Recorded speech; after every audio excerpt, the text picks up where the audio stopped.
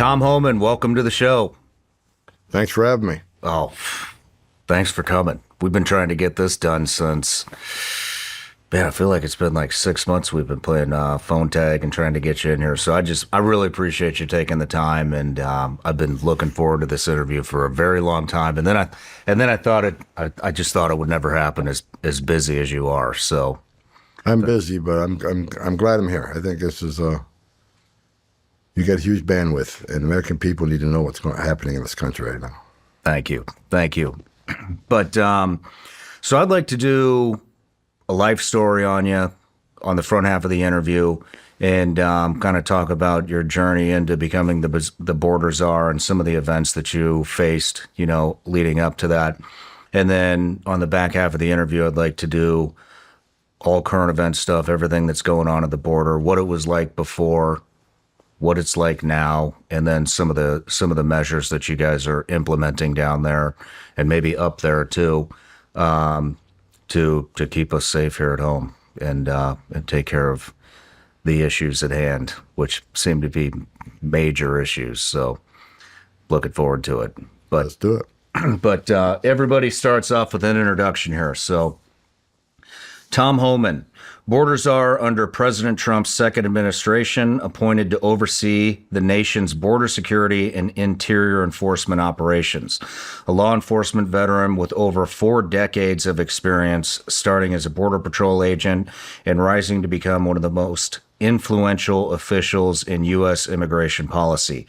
Former acting director of U.S. Immigration and Customs Enforcement, ICE, serving from January 2017 to June 2018, where you shaped some of the most talked about immigration policies of the Trump era.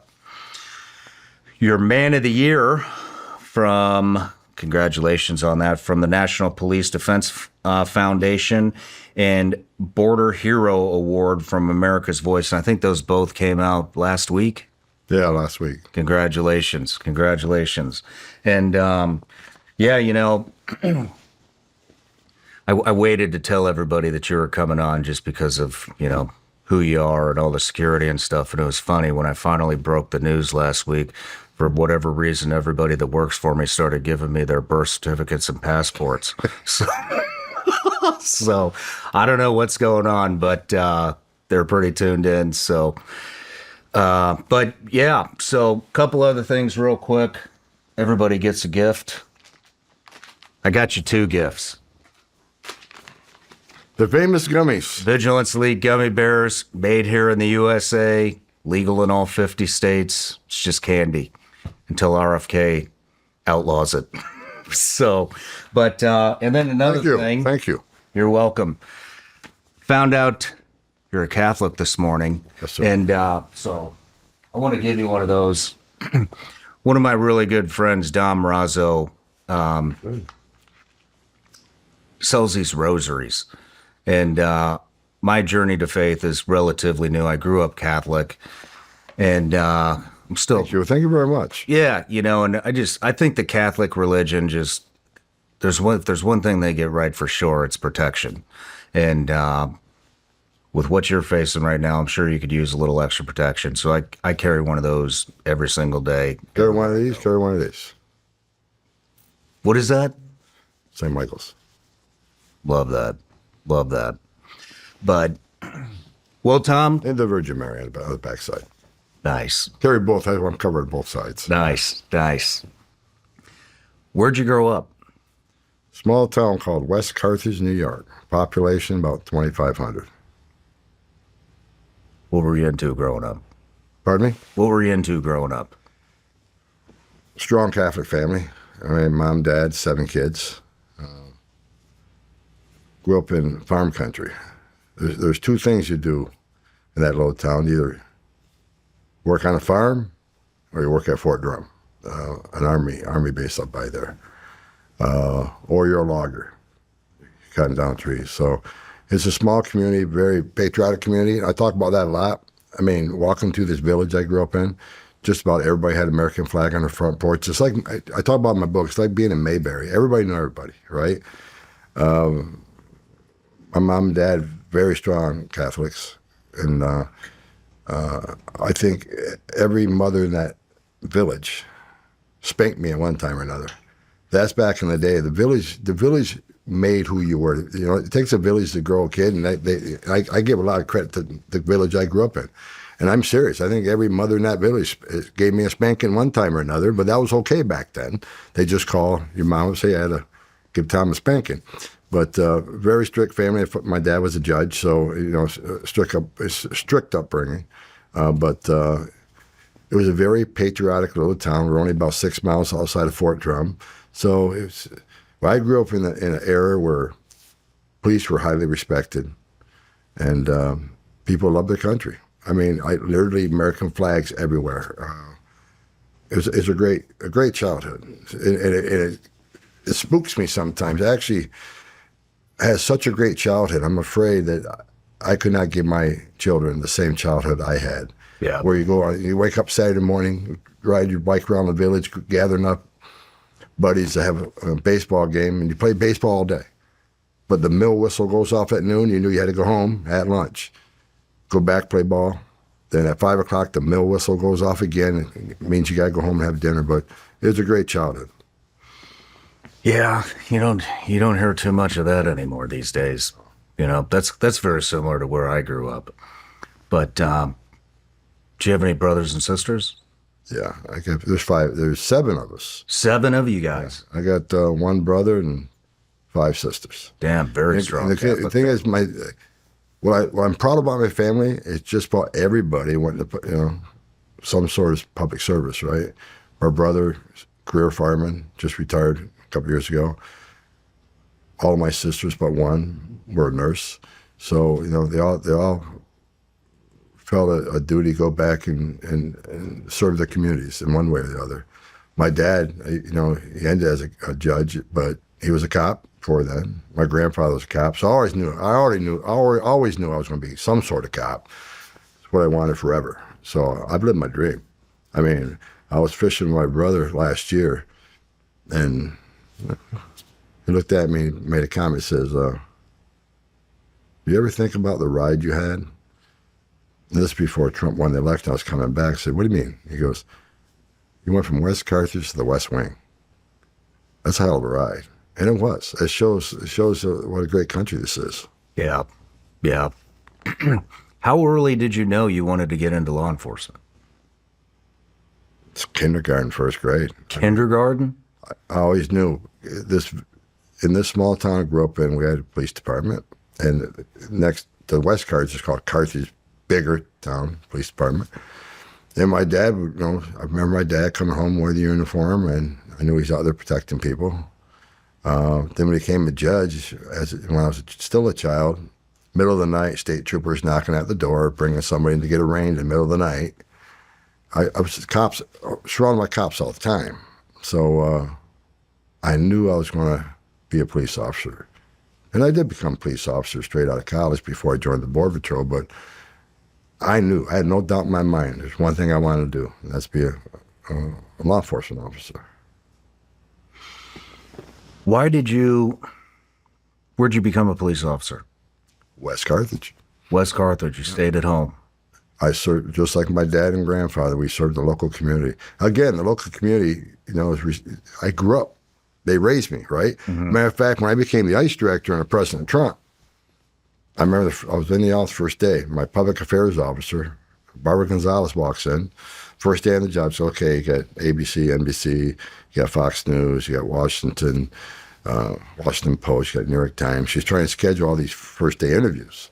I looked at her and says, Watertown Daily Times and WWNY-TV. She looked at me and says, what are these? It's my hometown newspaper, hometown television station. She looked at me, she goes, Mr. Holman, with all due respect, you got nationally syndicated. I said, I don't care. My hometown gets first. They raised me. I owe them.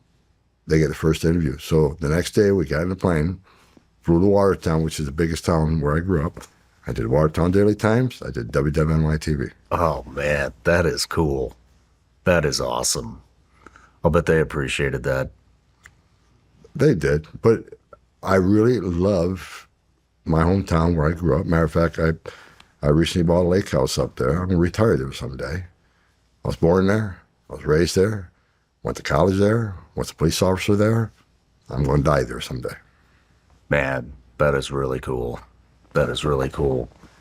What got you to switch from local law enforcement in Carthage to Border Patrol?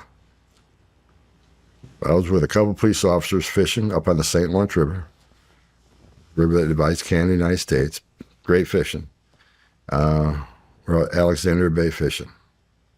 Now, I saw Border Patrol around. Didn't quite know what they did. But while we're fishing, we come in the boat. We're at the dock having a few beers. The Border Patrol boat come pulling in. We just start talking. You know, pretty soon he knew we were all cops. And, you know, of course, he's wearing a uniform. He's a Border Patrol agent. We started talking about our job, his job. And his job sounded really interesting. And he looked at me and he says, we're giving the test in 4 weeks. Watertown Post Office, y'all go on there and take it. So I did. 6 months later, I get a phone call, go for an interview. So my dream was, there's a Border Patrol station there on Wellesley Island, right in the St. Lawrence River in the shipping channel. Beautiful place. Well, if I get into the Border Patrol, I can come back up here and work at that Wellesley Island and be a Border Patrol agent right where I grew up. So I got in the Border Patrol. But after a few years on the southwest border, there's so much action. You know, you eat it up.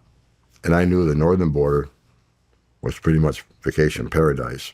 I never applied to go back up north because there was a lot of action on the southern border. Saw a lot of terrible things, but also was very rewarding. Saved a lot of lives. So I decided to stay on the southern border until I became a special agent. What year is this? 1984. 1984. This is when I joined the Border Patrol. Wow. Lots of action going on there all the way back then. Oh, yeah. I mean, San Diego sector, 1,500 a night just come through San Diego sector. They used to gather up on the soccer fields just east of Tijuana. Hundreds and hundreds would gather. Then when the sun went down, they just ran north. I mean, it's actually like a movie. You just grab what you could. I was in Campo, a smaller station, but as a GS5 Border Patrol agent, I tried to get all the overtime I could get. So I go down and work the overtime on the weekends or whatever days I had off to work, you know, at the soccer field or work the checkpoints. But Illegal Grace there's very few Border Patrol agents, so you're overwhelmed every night down there. Damn. How long did you do that? 4 years. Then I became a years? special agent, criminal investigator. What is the difference between a Border Patrol agent and a special agent? It's like a police department. You got your uniform division that on patrol. You got the specialists and more the investigators. So you investigate, you know, conspiracies. You investigate alien smuggling and drug smuggling and, you know, and trafficking, illicit trafficking of people and goods. So I left the uniform division. The uniform division became a criminal investigator, a special agent. So I went from Campo, California. It was a small station. When I got to Campo as a Border Patrol agent, I think I was like number 34. Now it's got 300 people there. So I went from there and I became a special agent in Phoenix, Arizona in 1988. What kind of stuff were you investigating? Mostly immigration related, alien smuggling. I spent most of my time in alien smuggling unit. So we're investigating, you know, criminal cartels who smuggle people and smuggle drugs. So that I spent most of my career doing that. But, you know, you do immigration fraud. People are selling fraudulent green cards and birth certificates and worksite enforcement. Worksite enforcement came around 1986, 87. Did a lot of worksite enforcement. You went to, you know, companies, large factories, and arrested illegal aliens. But I spent most of my time in Phoenix in the anti-smuggling unit. So we're mostly working, you know, the smuggling group is coming from Mexico up to the United States, Mexico and South America. Damn. And you stayed there for quite a while, correct? Stayed in Phoenix for 10 years. I climbed the ladder, and I was an agent, became a supervisory special agent, then deputy ADDI, assistant district director for investigations. Then from there, I went to San Antonio and became the head of that office, the ADDI, which equals a SAC, special agent in charge. They had different names back then. But yeah, I was actually the first ICE director who actually came up through the ranks. I started at the bottom rung and got to the top. Didn't miss one rung. You've heard me talk about Patriot Mobile for a while now. They've stood in the gap for Americans who believe that faith, family, and freedom are worth fighting for, and they're the real deal. They've got cutting-edge technology, and switching is easy. Keep your number, keep your phone, or upgrade. Their 100% US-based team can activate you in minutes right over the phone. They're one of the few carriers with access to all 3 major US networks. That means exceptional nationwide coverage. They can even put a second number on a different network on the phone. It's like carrying 2 phones in one. They have unlimited data plans, mobile hotspots, international roaming, internet on-the-go devices, and home internet backup. Make the switch today and experience the difference. Go to patriotmobile.com/SRS or call 972-PATRIOT, and right now use the promo code SRS for a free month of service when you sign up. Switch to Patriot Mobile and defend freedom with every call and text you make. That's patriotmobile.com/SRS or call 972-PATRIOT. Did you know that 4 companies control over 80% of the U.S. meat industry? Reports say China now controls the largest portion of U.S. pork, and these companies are crushing American family farms. And with the additives they're putting into our food, Americans are stuck with sketchy meat. Let me tell you about a company that's coming up swinging on behalf of the American family farm and your family's food security. Moink. The business is simple. Moink's meat comes from animals raised outdoors, and their farmers are given an honest day's pay for an honest day's work.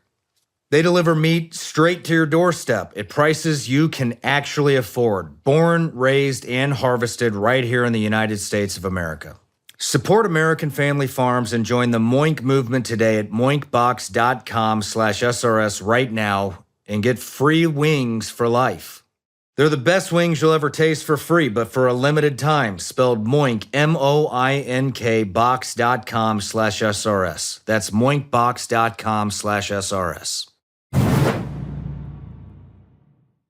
So out of all my achievements, that's my most proudest achievement. I became an ice director through the ranks, from the bottom to the top. And what I like about that is the 20,000 men and women that work for me.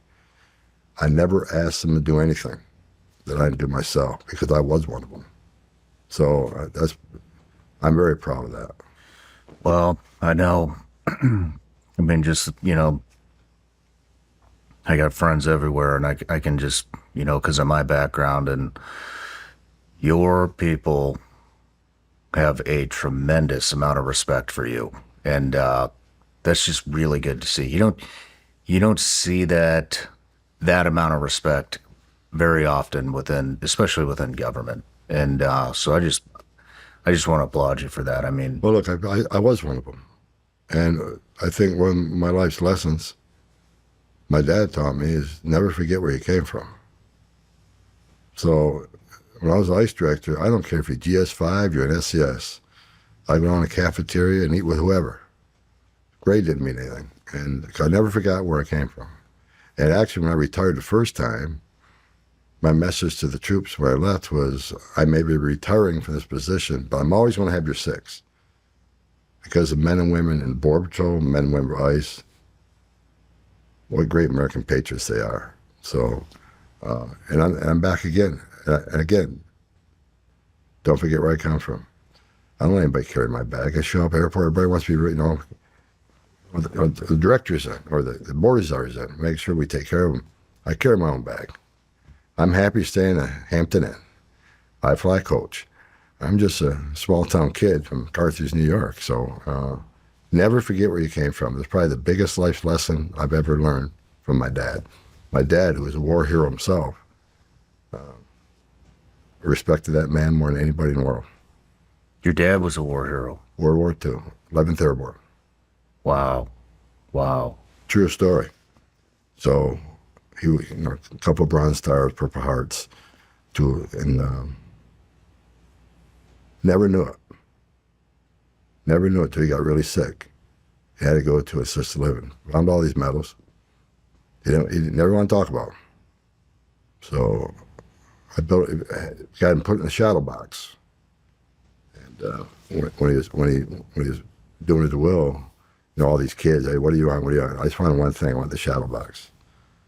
Because you never talked about it. That's what I want.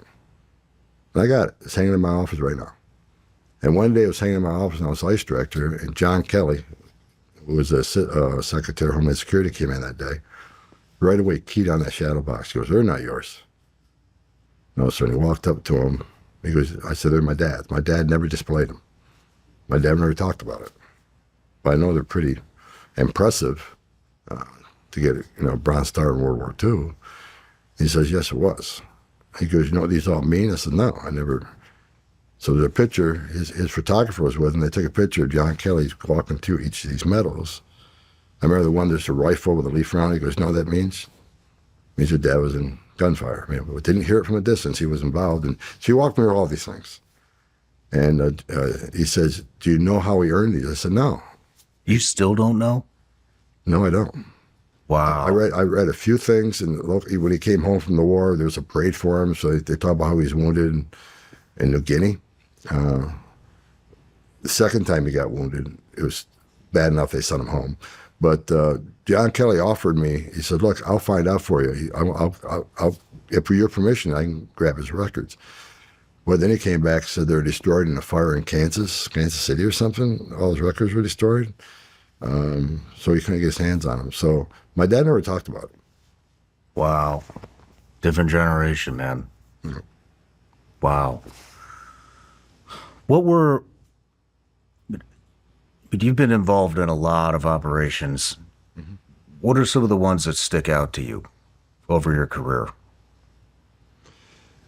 There's a couple of things I've been involved in that probably created the Tom Homan you see today. People always ask me, I get this question a lot, why are you always angry? Why are you always mad? Not so much now, but the last 4 years, right? Because I wake up every day pissed off under the Biden administration. Because we handed that administration the most secure border in my lifetime. I've been doing this since 1984. And they unsecured it on purpose.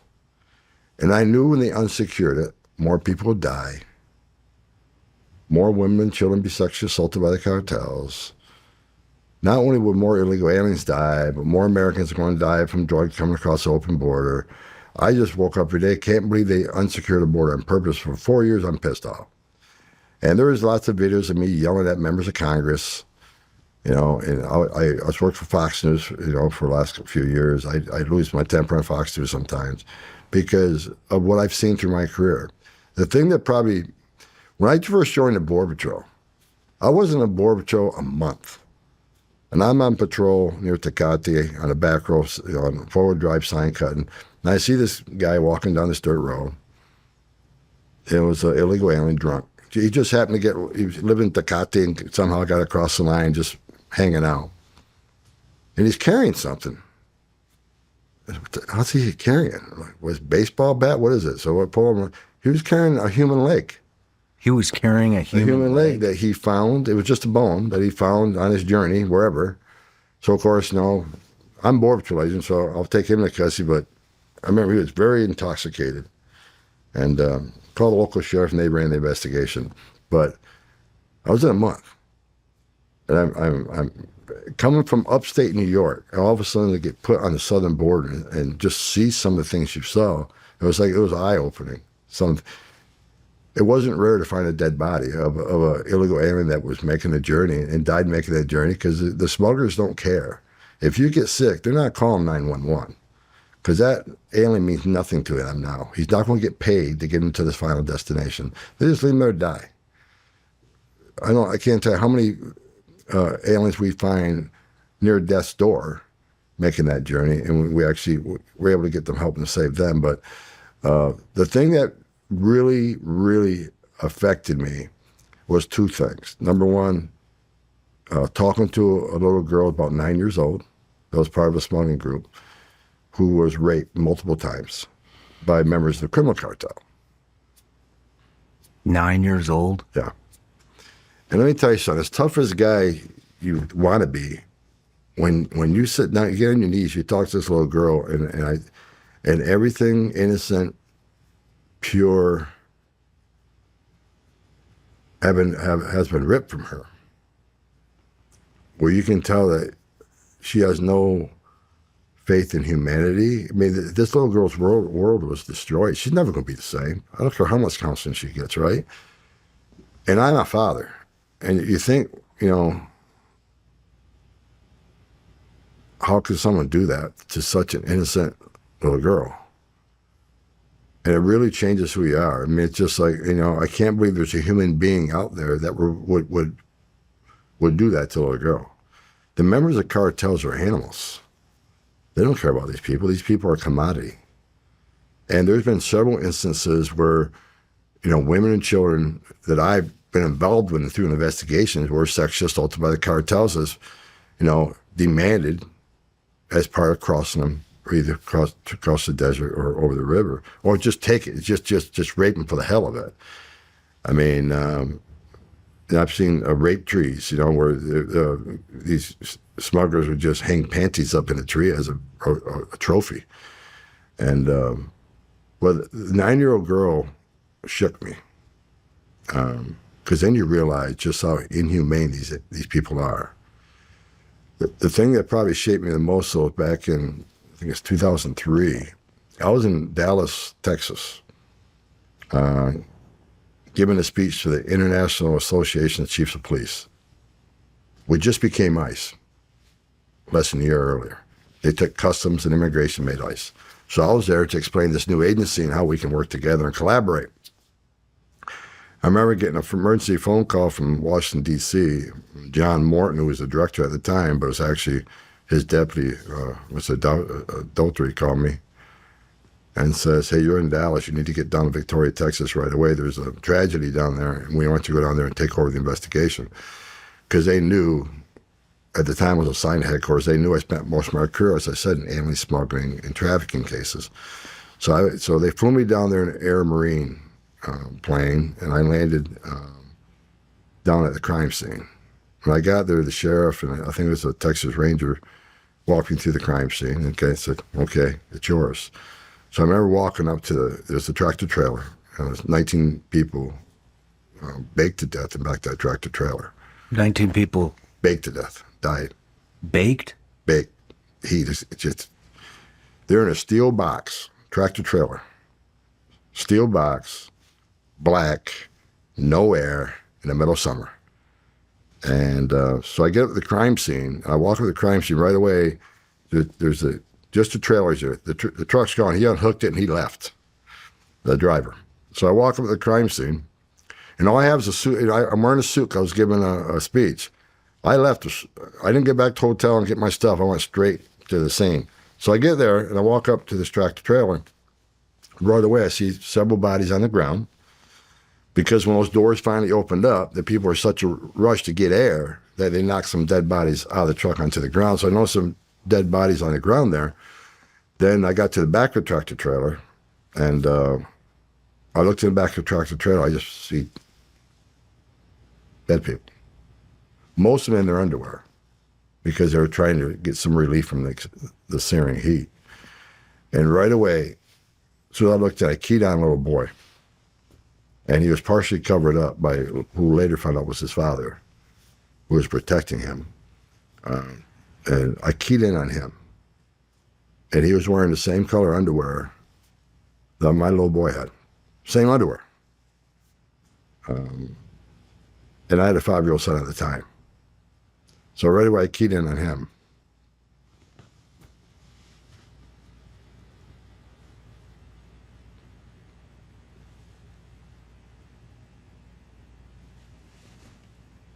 So we had, so I took over the investigation. U.S. Attorney Houston flew in, and a helicopter and came to the crime scene. But when I was processing the crime scene, we had a guy taking pictures.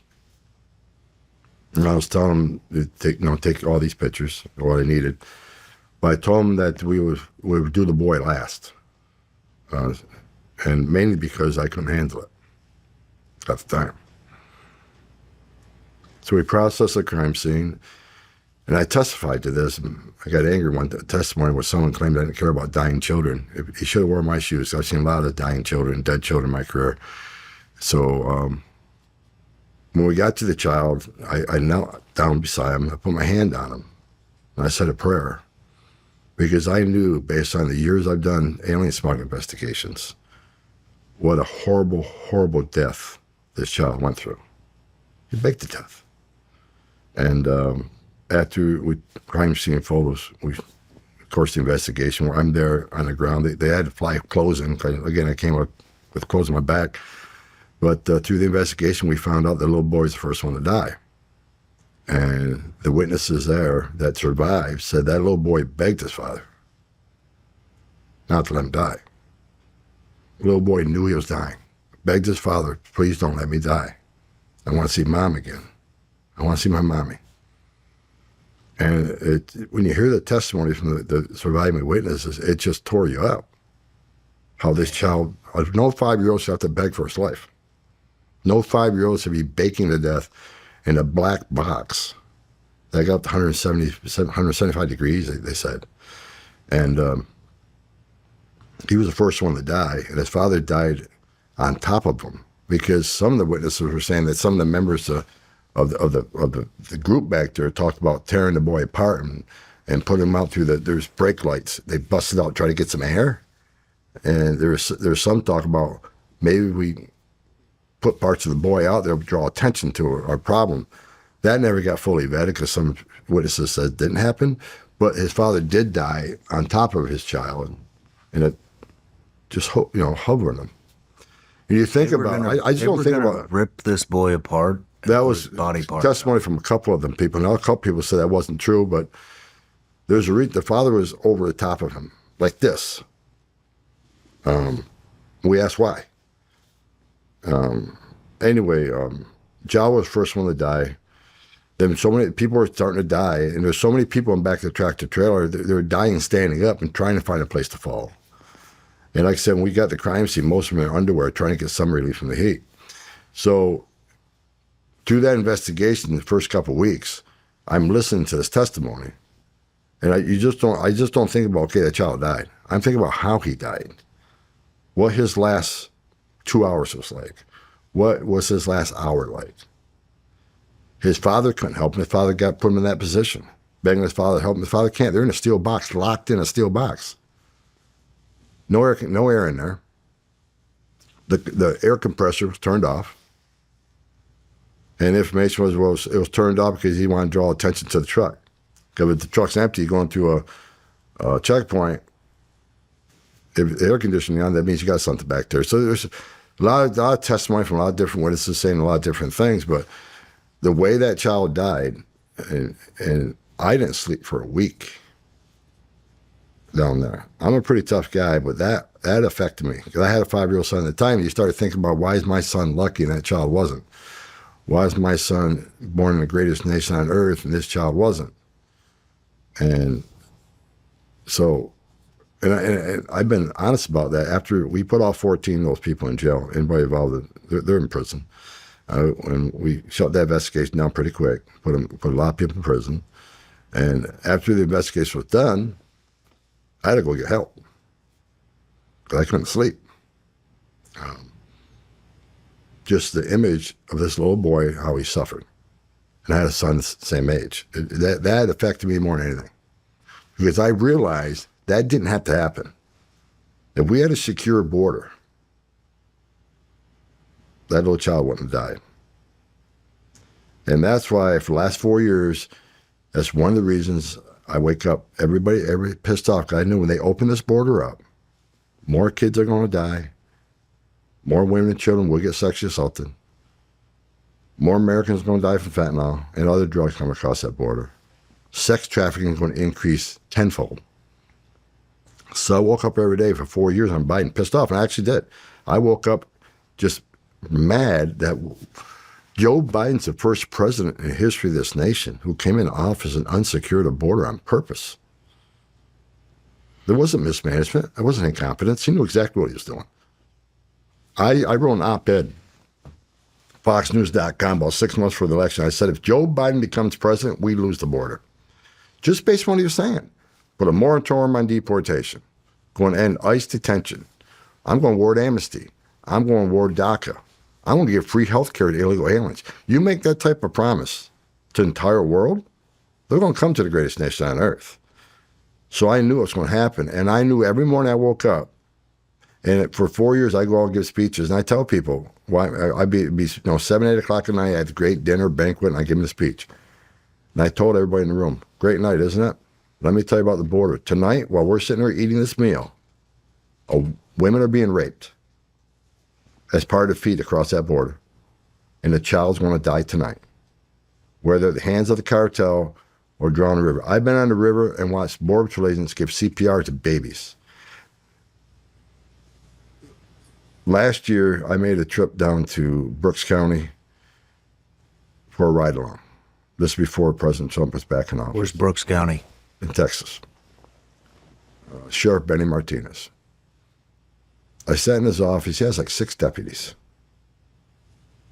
He told me every deputy is doing immigration work 24/7. They're not even deputies. They're out there looking for dead bodies. At the time, he had over 100 dead bodies found in his county of aliens that died making the journey, just died. So his troopers, his deputies were out there every day finding dead bodies. I was with him for 4 hours. We found 2. Then talked to a doctor down there who told me this story. Now, I didn't see it. I was just told this story. Mother and father and a child, a 22-month-old little girl from an African nation was crossing the border, coming across the river. Smugglers, the animals they are, they bring them across on a boat. Border Patrol starts approaching them. So what do the smugglers do? They throw the family in the water, can't swim, because they know Border Patrol is going to go rescue this family and they can get away. So Border Patrol ran and rescued them. They thought they rescued them, but the little girl later died at the hospital. And the doctor shared with me that the little girl, through her postmortem, was assaulted in every little opening of her body, as required by one of those 6 cartel members. All these things I see and hear about. Now, I that story came to me. I didn't see it, but that story came to me. But it doesn't surprise me, because the stuff, 9-year-old girl I talked about, the tractor trailer, the driver of that tractor trailer knew these people couldn't breathe. They knew there weren't water back there. And what did he do? He just unhooked the trailer and left because they were dying. And through testimony, he was calling the smuggler, complaining they were tearing his truck apart because they tore the lights out to try to get air in there. These people are ruthless. So for 4 years, I wake up pissed off because I knew this stuff was going to fire up again at a record pace, and it did. You look at the numbers, like 4,000 aliens have died making the journey on Joe Biden. Quarter million Americans died from fentanyl coming across the open border under Biden. Sex trafficking of women and children skyrocketed. Number of people on the terrorist watch list, record historic numbers came across that border. They arrested 400 of them. You got 2.2 million gotaways. How many of them came from a country sponsoring terror? How many of them were sex trafficking women and children? How many of them were carrying fentanyl? So for 4 years, I was just waking up every day pissed off. Damn. Did you say 22 months? 22 months old.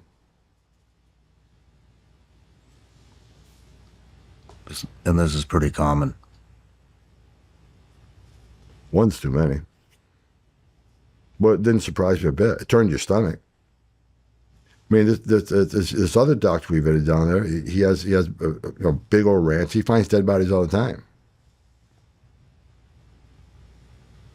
He found a young female that was never left of her body. Her panties were down to her ankles. Her ankle was broken. What he says he's seen before is after this young girl got raped, they break her ankle so she can't go seek help. She dies there. He had a picture of a 12-year-old little boy. They went over a fence at his property. This little boy obviously didn't make it. He died right there at the fence line. He's kind of crawled up next to the fence.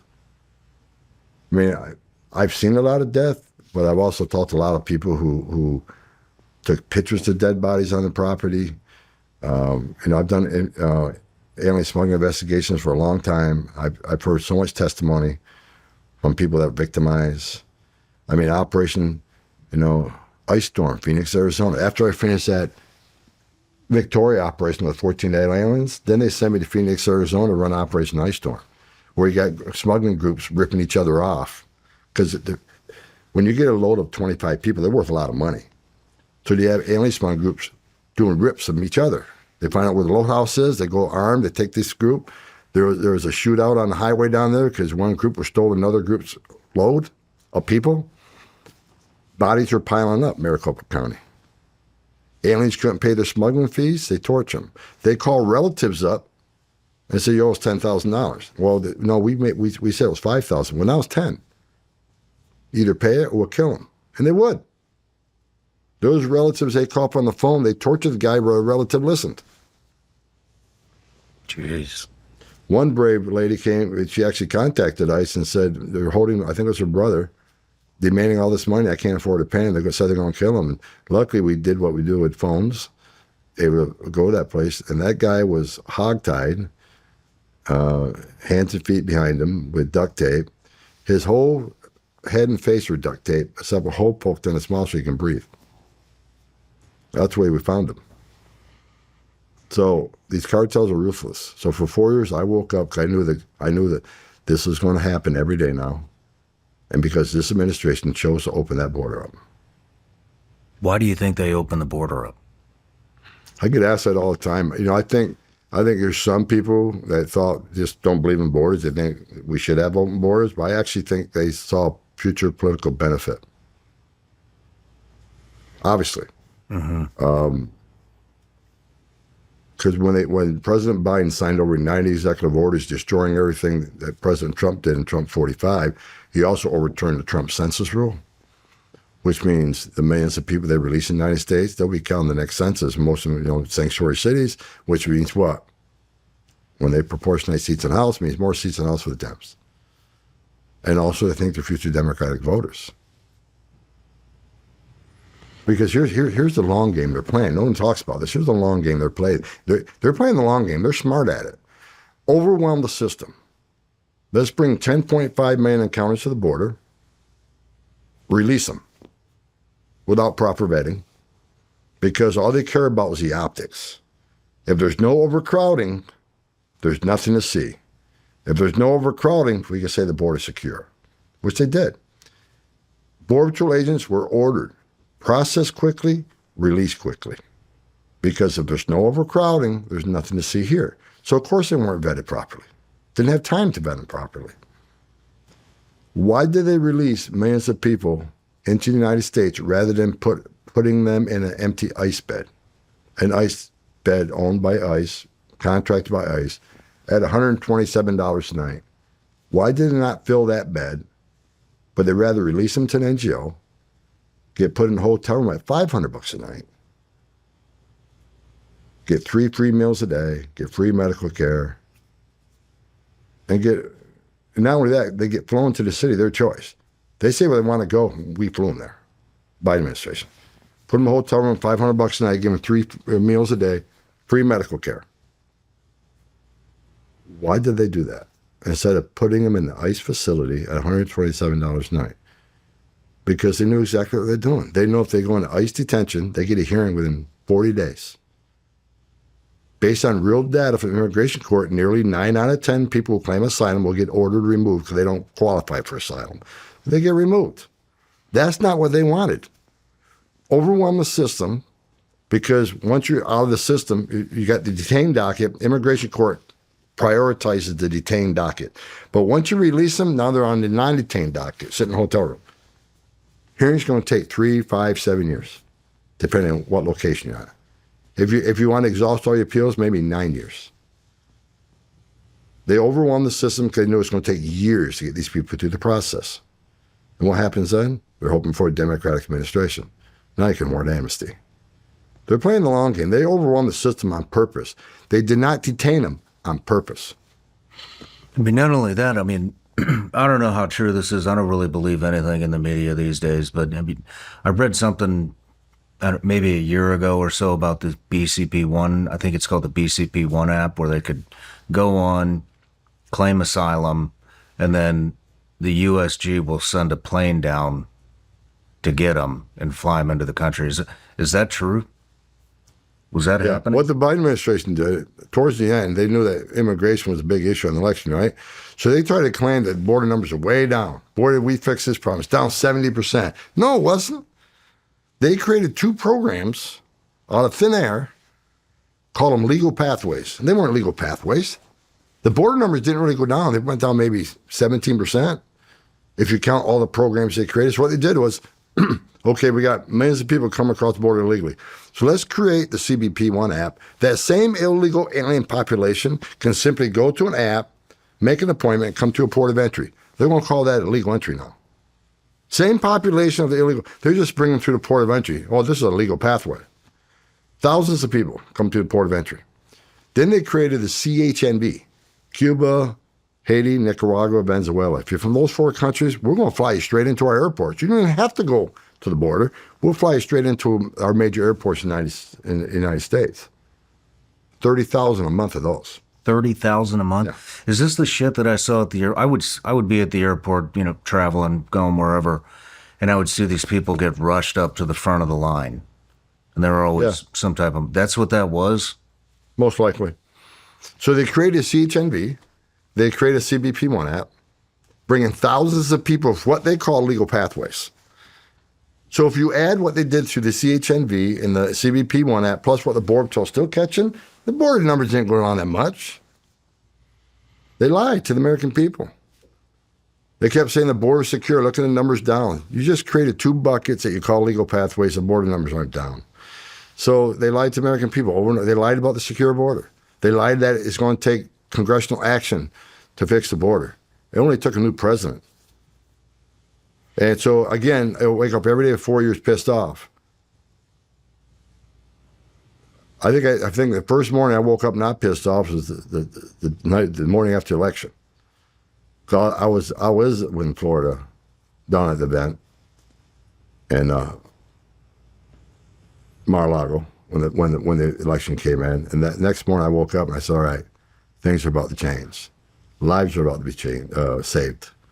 So that's probably the first day I woke up knowing that things are going to change.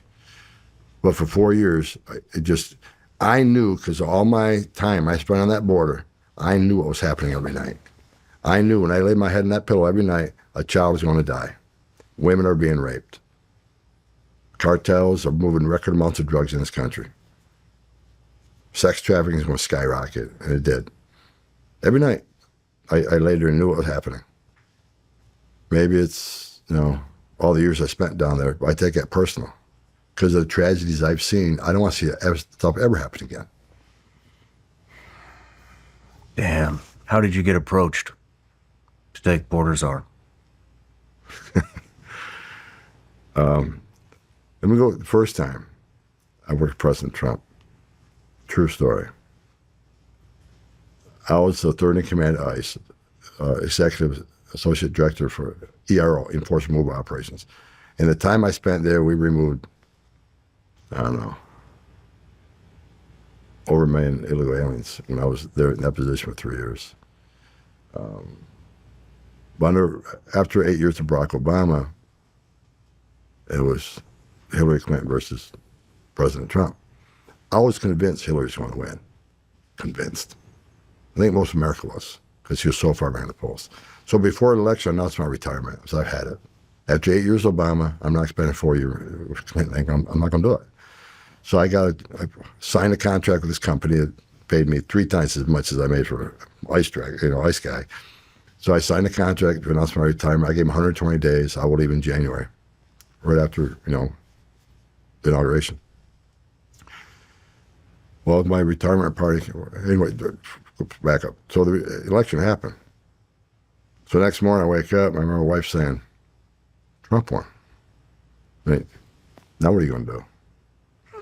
Well, I already announced my retirement, already signed his contract, so I said, I got to go. I already got these things lined up.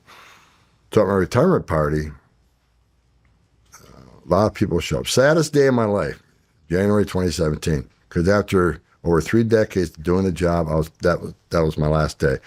And when you carry a badge and gun, you do this job for so long, it becomes a big part of who you are. And I knew that day I was going to leave that building, and I'm home as a civilian for the first time in 34 years.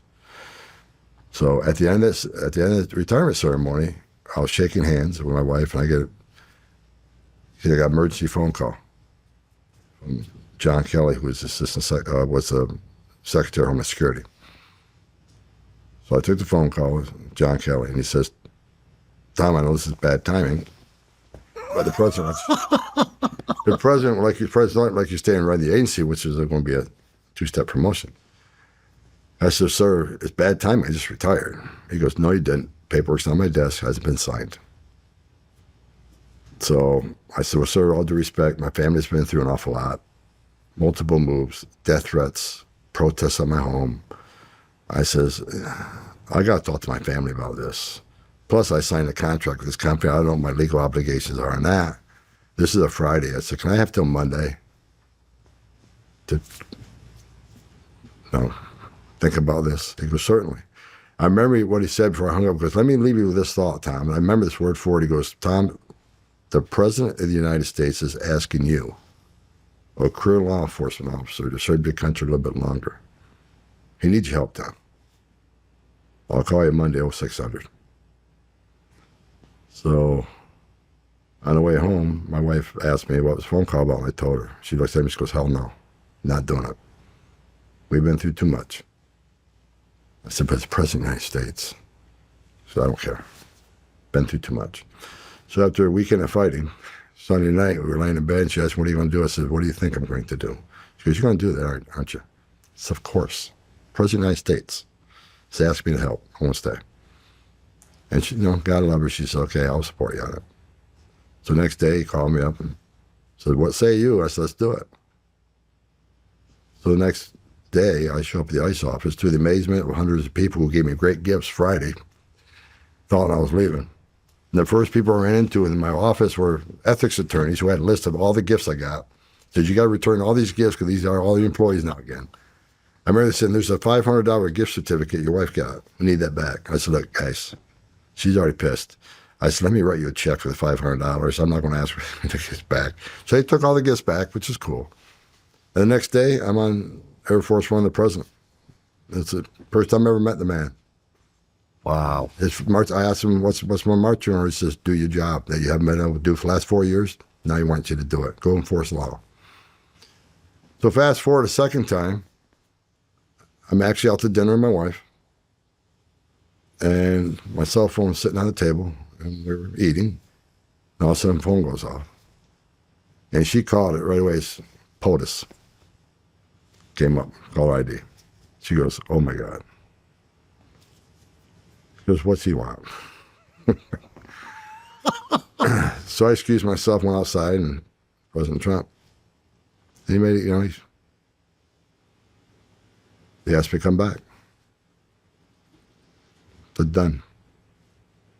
Back fast. Done. I woke up 4 years pissed off. He mentioned that you've been bitching about it for 4 years. Want to come back fix it? I said, "Damn right I do." So I took it, came back and sat down. My wife says, "Did you?" "Yeah." She goes, "Good. Because you've been pissed off every day. If you don't go back, you're going to be pissed off the next 4 years and then go back and fix it."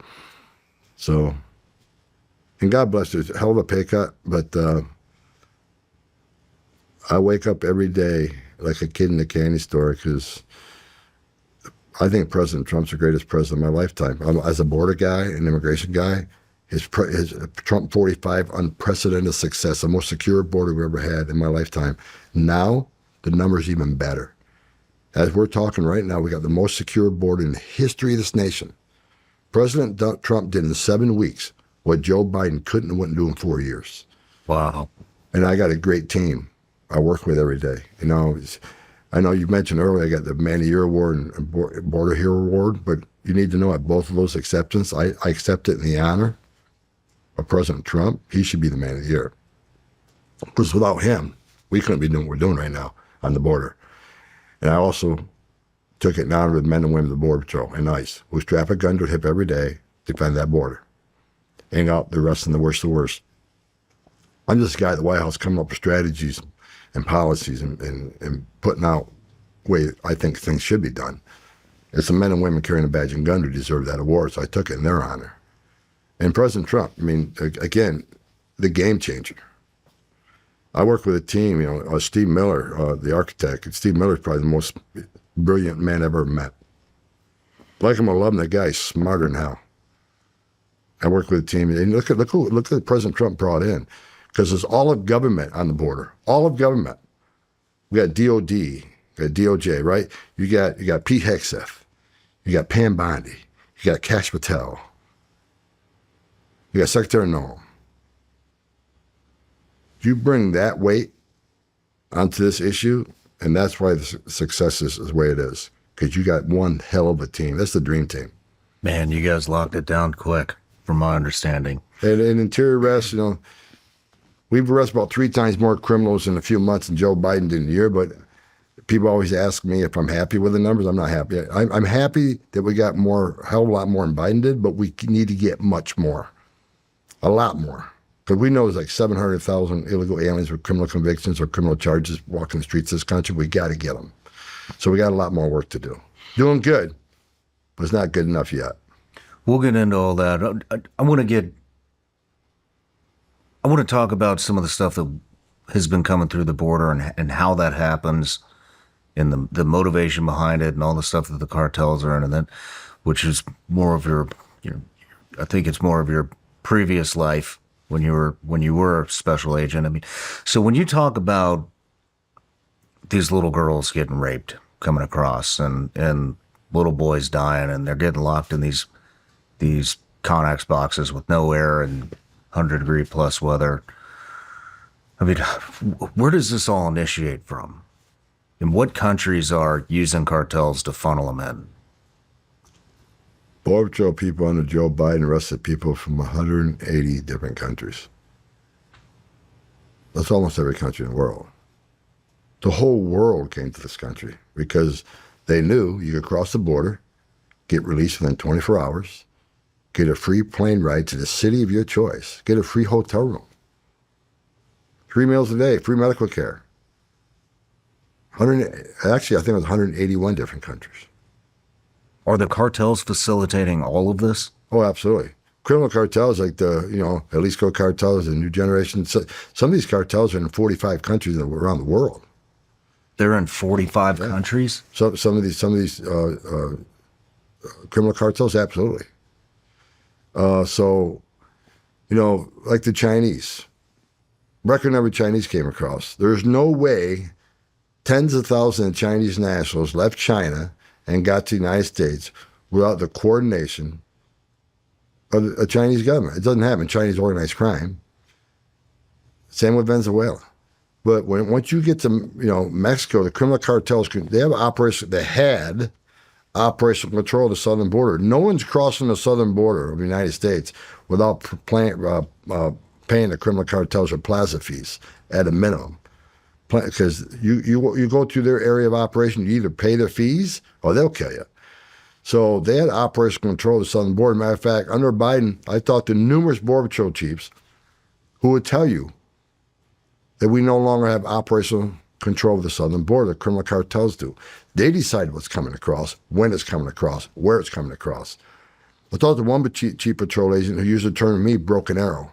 I said, dude, that's over the top. He goes, no, listen, I'm maybe catching 10% what's coming across that border. He goes, I am overwhelmed. Groups are coming across every day that I can't go. The 2.2 million gotaways under Joe Biden, 2.2 million known gotaways. These are people captured on video, drone traffic, sensor traffic, or through foot traffic that Border Patrol counted that they couldn't respond to because they're too busy changing diapers, making baby formula, making hospital runs, making airport runs, dealing with that humanitarian crisis. 2.2 that we know about. Now, there's areas of the border like Big Bend sector, very mountainous region. 500 people go through that area a day, you wouldn't even know about it because we didn't have the technology there. But 2.2 million people crossed our southern border, weren't apprehended because the Border Patrol was so busy dealing with this humanitarian crisis. Who are they? Now, I mentioned earlier they arrested 400 people on the no-fly list, terrorist watch list came across the border. You and I both know terrorists are trained to evade law enforcement. So who are these 2.2? Why did 2.2 million people pay more to get away? Because we already talked about, you pay two amounts of money to the cartel. You pay one amount of money to get to the border. You see a green uniform, turn yourself in, claim asylum. Cartel's job ends at the border. But if you want to get away, if you want to get to New York without being processed or vetted or fingerprinted, you pay a lot more. So why did 2.2 million people pay more not to get a free airline ticket, not to get a free hotel room, not to get free meals, not to get free medical care, and not to get work authorization? Why did 2.2 million people pay more not to take advantage of that giveaway program? Because they don't want to be vetted. They want to be fingerprinted. That scares the hell out of me. It scared the hell out of everybody. 2.2 million. Yes. How does it work? How does it work if China is trying to get people smuggled into the country? I mean, or Al Qaeda or Taliban or Al Shabaab. There's a lot. There's so many smuggling routes we can't cover them all, right? So, I guess what I'm asking is, how do they get in touch with the cartels? Cartels they got their tentacles reach into many major nations. It's like Mexico. If Chinese, they deal with Chinese organized crime who has connection to criminal cartels in Mexico or Central America. There's so many routes that, some routes come through Canada, not many, but there are a few that come through Canada. Most come through the southern border because you got over 2,000 border there. You just can't control it all. Some come up through the Darien Gap. Some fly into Mexico City at the airport. Depending, a lot of Chinese fly straight into Mexico. It depends where you're coming from and what cartel you're dealing with. There's so many different routes. Colombia. I mean, there's South America. Some make a maritime trip to South America, come up through the Darien Gap. Some fly straight into Mexico. It's just there's just so many routes, and that's one of the toughest job about securing the border. It's better almost to play the away game, attack the cartels down south rather than to get to the border, and we've done that very well. I mean, Darien Gap, thousands of people crossed the Darien Gap. Yeah. The Biden administration said they're going to shut it down. They never did. Is it shutting down now? It's not shut down, but the traffic's going south. Traffic on Darien Gap is southbound now. So human smuggling is a major financial component to the cartels. Oh yeah. That's why you saw the cartels in Mexico the last few years. There's a battle going on in Mexico. Cartels are fighting one another because they made record amounts of money, not only in drug smuggling, but trafficking of women and children, for forced labor or sex trafficking, smuggling of aliens. They're making more money than they ever made. So cartels started fighting each other for control of the plaza. Who owns this plaza? Because there's so much money being made. And that's one of the things, I said from the beginning that President Trump will end up wiping the cartels off the face of the earth. And that's why I think he designated them terrorist organizations, because they've killed more Americans than every terrorist organization in the world combined through the drugs and what the cartels have done. So now that we designate them terrorist organizations, and now that we shut down the pipeline at a 96% rate, we're hitting them where it hurts in the pocketbook. I hope I'm wrong, but I think you'll see the violence escalate in southern border. They're just not going to go away. They're going to try to get their product through. And now we got DOD on the border along with Border Patrol agents. I feel it's a matter of time before there's an armed encounter of some kind. How does the sex trafficking work? That's just a big topic it's what I go to sleep thinking about all the time. And I've covered it several some sex trafficking on the show. A lot of it, you pay your smuggling fee, you owe the smuggling group, let's say you owe them $10,000. You don't have the money? Okay, well, you work for us when you get northbound. There's various ways to do it. This is one of the ways. So you get northbound, okay, here's what you're going to do to pay us back. Or you're not going to do it? Okay, well, we know where your family is. We'll kill your family. We'll kill you. So a lot more force in the sex slavery. Of course, children are just sold into it. They don't have a choice. Here in the States. Absolutely. Absolutely. What does that look ICE like? has already found children working on ranches and in factories, in forced labor. I mean, we're attacking trafficking really hard. The sad thing is that we're one of the biggest customers of it in the United States. Yeah. Either sex trafficking or forced labor trafficking. And some of the forced labor trafficking, they're never going to pay their fee off. When I was head of the office in Dallas, some of the Asian massage parlors that we investigated had, their passports were being kept from these women. They couldn't leave. They were locked in the facility, forced into prostitution and pay off smuggling fees, which they'll never pay off. So a lot of this, the trafficking, forced labor, and sex trafficking, the alien doesn't even know what they're getting into until they get here. They're forced into it to pay off the cartels. And it's like I say, these cartels are ruthless. They know where your family is. They'll threaten your family. One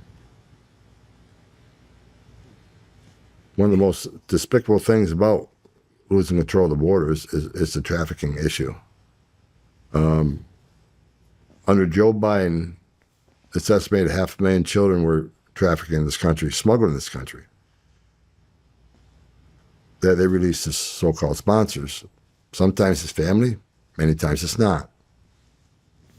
Again, go back, the Secretary of HHS, Becerra, I saw him give a speech on stage how quick they're releasing these people. We're releasing these people quickly. Of course you are. Because all you care is about the optics of no overcrowding, not a problem here. But they released them so quickly, proper vetting wasn't done. So you heard the media reports of like 300,000 children that the Biden administration couldn't account for. When they called them for check-ins, weren't there. When they tried to contact them, couldn't contact them. So Trump administration, we are actively looking to try to find these kids. We already found some, but already found some in forced labor. And but it's difficult. Out of all things, when President Trump hired me, he says, I want you to secure the border, run a deportation operation, and find these kids. Border's pretty secure right now. Most secure we ever had. Numbers are doing pretty good on deportation, but again, I got to do more, a lot more. The kids are the toughest part because you're trying to find children, and it's difficult to find children because you and I, we have a footprint. We have a digital footprint. You own a home, you own a car, you got to pay bills, you got a credit card. We can find you. We can find me. Kids don't have a digital footprint. So we got to count on a digital footprint, whatever sponsor they release them to. And through the whistleblowers at HHS, many of these sponsors weren't fingerprinted. Identification wasn't verified. They didn't do DNA testing. So now we got to try to find kids who release the sponsors that don't want to be found. Some of these sponsors have already sold the kid off to somebody else. So this is the most, out of three rails that I'm involved in, this is the most difficult one. How does it work? How are they selling kids? What's that marketplace? Where is it? Is it online? You got to be part of the inner circle, but a lot of us through the dark web, a lot of us through the internet. I mean, they're even, not only for trafficking, you get a job driving a load of aliens from the border on the internet. They're using they're using apps to do that. Whether it's Instagram or many of these during the Biden administration, they're hiring college kids and high school kids to drive loads through an app, social media. Social media is a big tool used in all of this. Are the Americans the end consumer of this? Many times. Like we've done investigations where, illegal alien population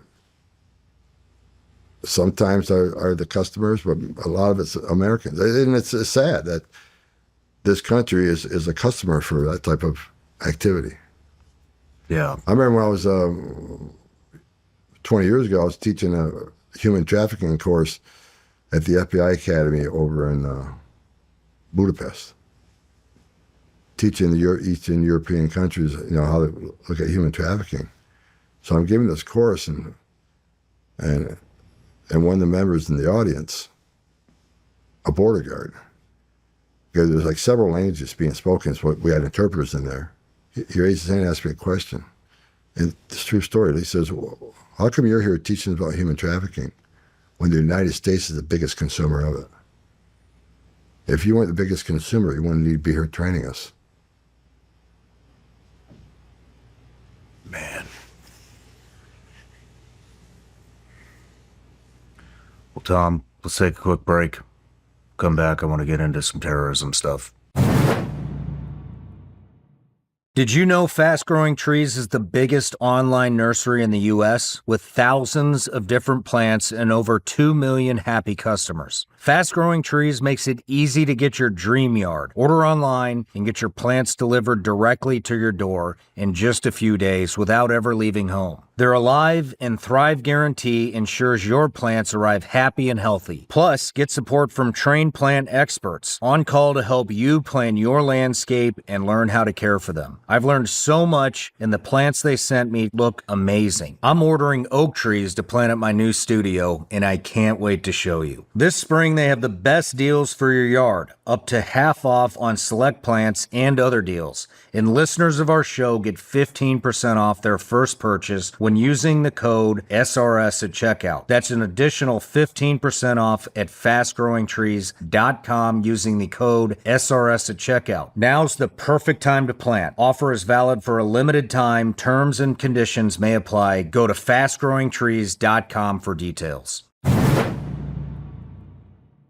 If you're a homeowner, you need to listen to this. When's the last time you checked on your home title? That's the legal proof that you own your house. If you're like me, the answer is never. The problem is, in today's AI and cyber world, scammers are stealing home titles, and your equity is the target. Here's how it works. Criminals forge your signature on one document, use a fake notary stamp, pay a small fee with your county, and boom, your home title has been transferred out of your name. Then they take out loans using your equity or even sell your property. You won't even know it's happened until you get a collection or foreclosure notice. That's why you need to stop what you're doing and find out today if you're already a victim. Use promo code SRS at HomeTitleLock.com to make sure your title is in your name. You'll also get a free title history report plus a free 14-day trial of their $1 million triple lock protection. That's 24/7 monitoring of your title, urgent alerts to any changes, and if fraud should happen, they'll spend up to $1 million to fix it. Go to HomeTitleLock.com now. Use promo code SRS. That's HomeTitleLock.com, promo code SRS.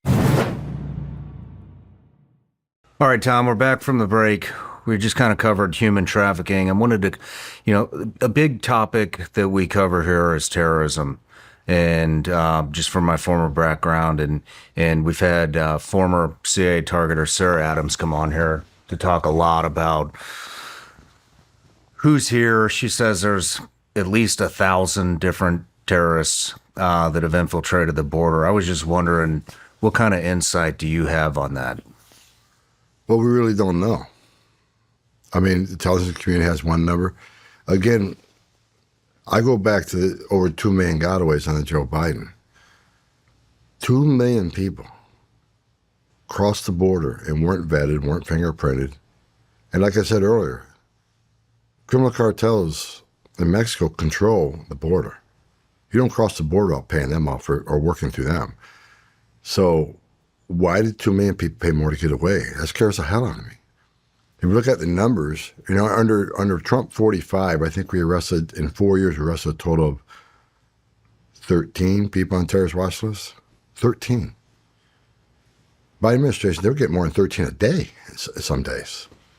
So, on top of the old, terrorist organizations. But now, as you know, President Trump just declared, MS-13 and TDA, Trinidad, Venezuela, terrorist organizations. And I pushed for the criminal cartels to be designated terrorists. Again, wasn't my decision, but I've been talking about this for years. President Trump did it. I think it's the right thing to do. A lot of people say, well, how do you consider them terrorists?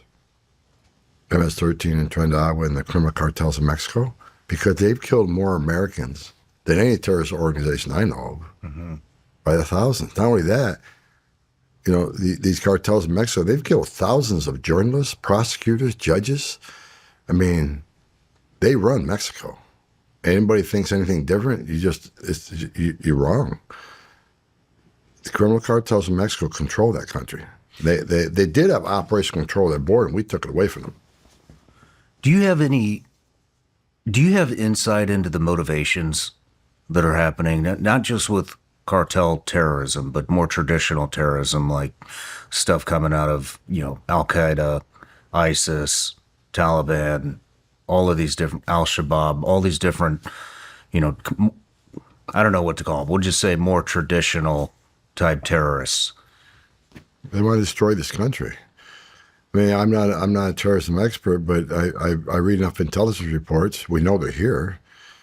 I said for a long time, it doesn't matter when. I think it's if. That's my opinion. I think a lot of people agree with me. 2 million gotaways. If we arrested 400 trying to get in, no one's going to convince me that not a single one of those 2 million gotaways didn't come here to do us harm. Mm-hmm. We were already shut down. Was it 8 from Tajikistan not too long ago that were planning an inside attack? Luckily, the intelligence community got some chatter on that. We were able to shut it down. We got a lot of unanswered questions by the administration. How about the 2 that entered through Quantico Marine Base? That has never been fully, opened up to the American people what exactly that was. You don't hear anything about it. I'm looking into it now. But do I think there's terrorists that crossed during the Biden administration that's in this country right now? Absolutely. I'd be a fool to say I didn't think so. Do you know how they're setting up at all? I do within not. the country? I do not know. I can just tell you, when it comes to Chinese, record amounts of Chinese nationals across the border. I've been around since 1984. These numbers exploded under Biden. And I know there's no way tens of thousands of Chinese nationals came from China to the United States. No way they came here without the cooperation of the Chinese government, Chinese organized crime. Just don't happen. Well, I think we all can agree to that. And what scares me more is why are they here? That scares me. We know they're already setting up, places outside of military bases. We don't have the spy balloon. Corporate espionage. I mean, and the vast majority, it wasn't like family groups coming across. These were most of them were, military-aged males, which again, is a real serious national security concern. Why they're here? I think, it's being investigated. We're looking into it, and hopefully we'll get some, I'm sure things are being done in the intelligence community that I'm not involved in right now, but deep national security concern. I've said it many times. This open border was probably the biggest national security vulnerability this nation's ever seen, because we don't know who came across, and that over 2 million, that known gotaways. And we're not even talking about the unknown gotaways, places like Big Bend sector where we don't have technology. How many people cross there that we don't know about? How many people came maritime that got away? How many people came through Canada? Because our resources on Canada under Joe Biden, we have very few resources in Canada border, the Canadian border anyways, right? But half of the border patrol agents on the Canadian border were detailed to the southern border to deal with that mess. And the half that remained on the Canadian border, most of them were sitting at a computer processing southern border apprehensions virtually. So there's practically no lake patrol, river patrol, road patrol on the northern border. So God help what came through the Canadian border we don't know about. What other type of bad actors are coming? I mean, we got human smuggling / sex trafficking. We've got drugs. We've got regular cartel members who are embedding themselves into the local U.S. governments. We have Chinese, which are conducting all kinds of corporate and defense espionage, setting up these huge Bitcoin scam camps. They're spying on our bases. One of them was even producing power for a major military base in Texas. And then what else do we have? And then we have got record number Russian citizens of Russia. I didn't Turkey. even think about that. You know, a lot of these countries are special interest countries. We had record number of people from those countries coming across. Not to mention the gangs. You know, Trend Iowa and MS-13. A lot of gang members come through. You know, I remember during the Obama administration where these family groups were coming across, we knew that some of the members of these families weren't families, were actually gang members. Administration took no action on it. I can tell you, in the President Trump 45, his first 4 years, we did Operation Matador up in Long Island, New York. We arrested just short of 500 gang members, most of them MS-13. When you dig into the files, you know that 42% of them enter the country as a family member or UAC. So they'll infiltrate. They'll come in as a staged family member. They're not. They'll come in as UAC because UACs are up to 17. Which UAC? On a couple of alien child. The children come across, but vast majority of UACs are 14 to 17. A lot of these are gang members posing. They could be 19, 20, posing as a 17-year-old. That happened a lot. Now, it's not happening because the border shut down, but when we went and did this operation, 42% of these entered as a child of a family group, supposed family group that weren't, or a UAC, unaccompanied alien child. They weren't a child at all. They were an adult, posed as a child. But under Trump 45, we attacked it because we did DNA testing, make sure that family is actually a family. My administration stopped that. And that's why I think you saw a skyrocket. And once they didn't vet the entire family to sponsors. And under Trump, we'd vet the entire family, just not the sponsor. Anybody lived in a household, we vet. When Biden came in, shut those rules down. No more vetting of the people in the household. No more DNA testing. Child spending skyrocketed. We don't know who a child with a parent or not with a parent, and that's why we got 300,000 missing ones now. So they relax the rules.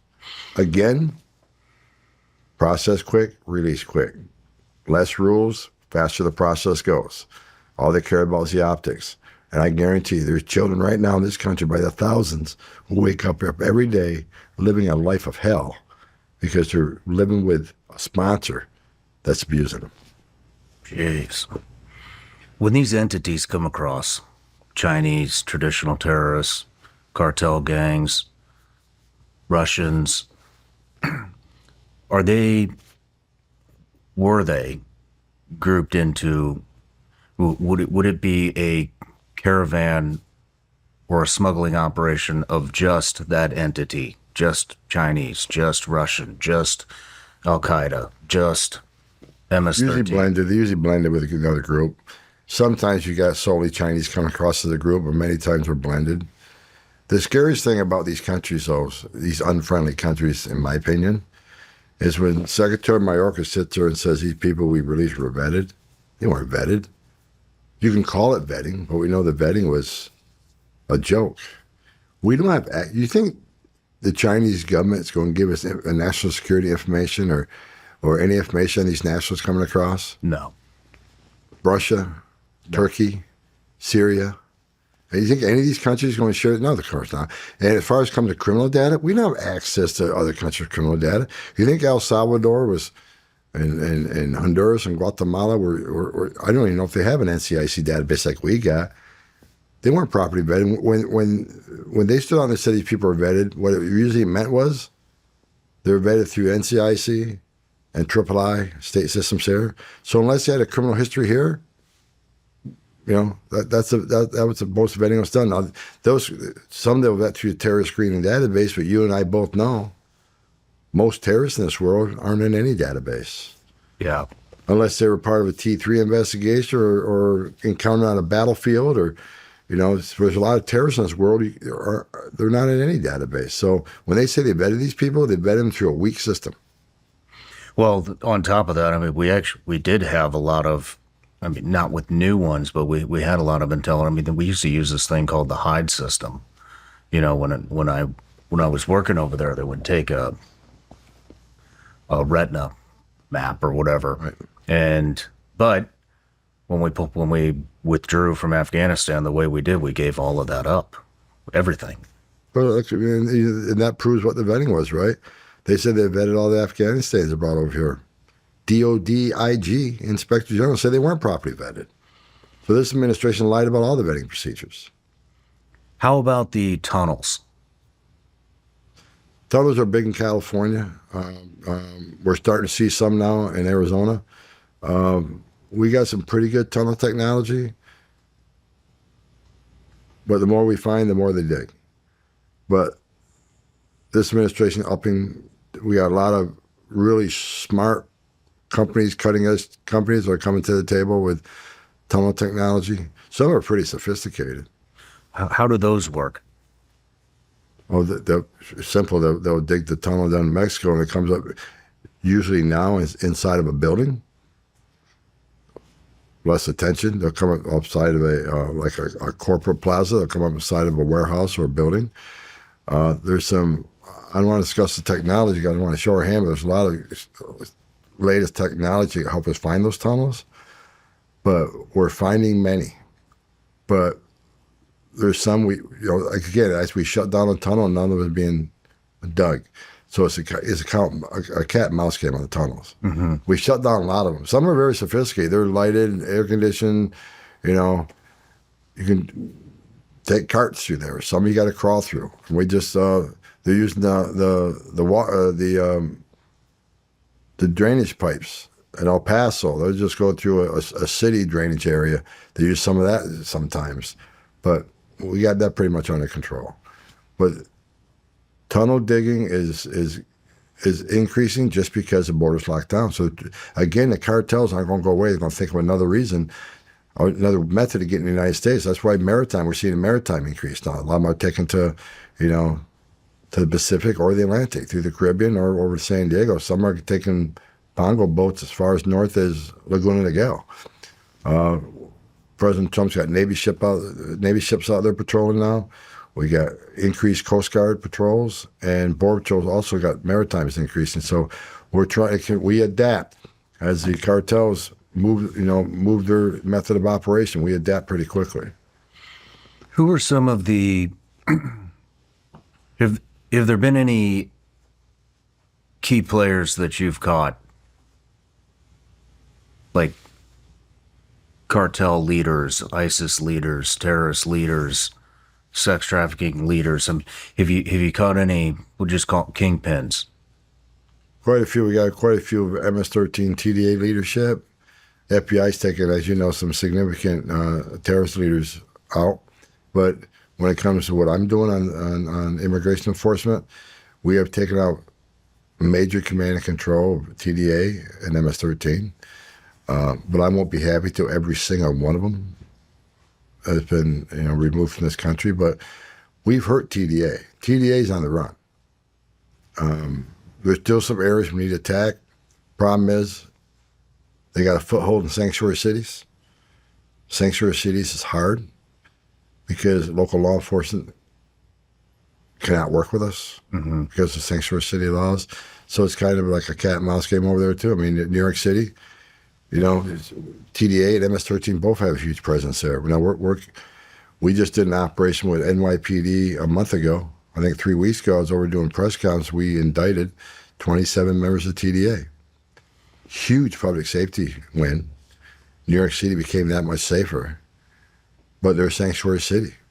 Well, I think we showed during that operation, if they'd work with us, look at the great impact we'll have on public safety. And now, you got the city council over there suing the mayor for working with us. The mayor wants to get us back into Rikers Island to arrest a bad guy.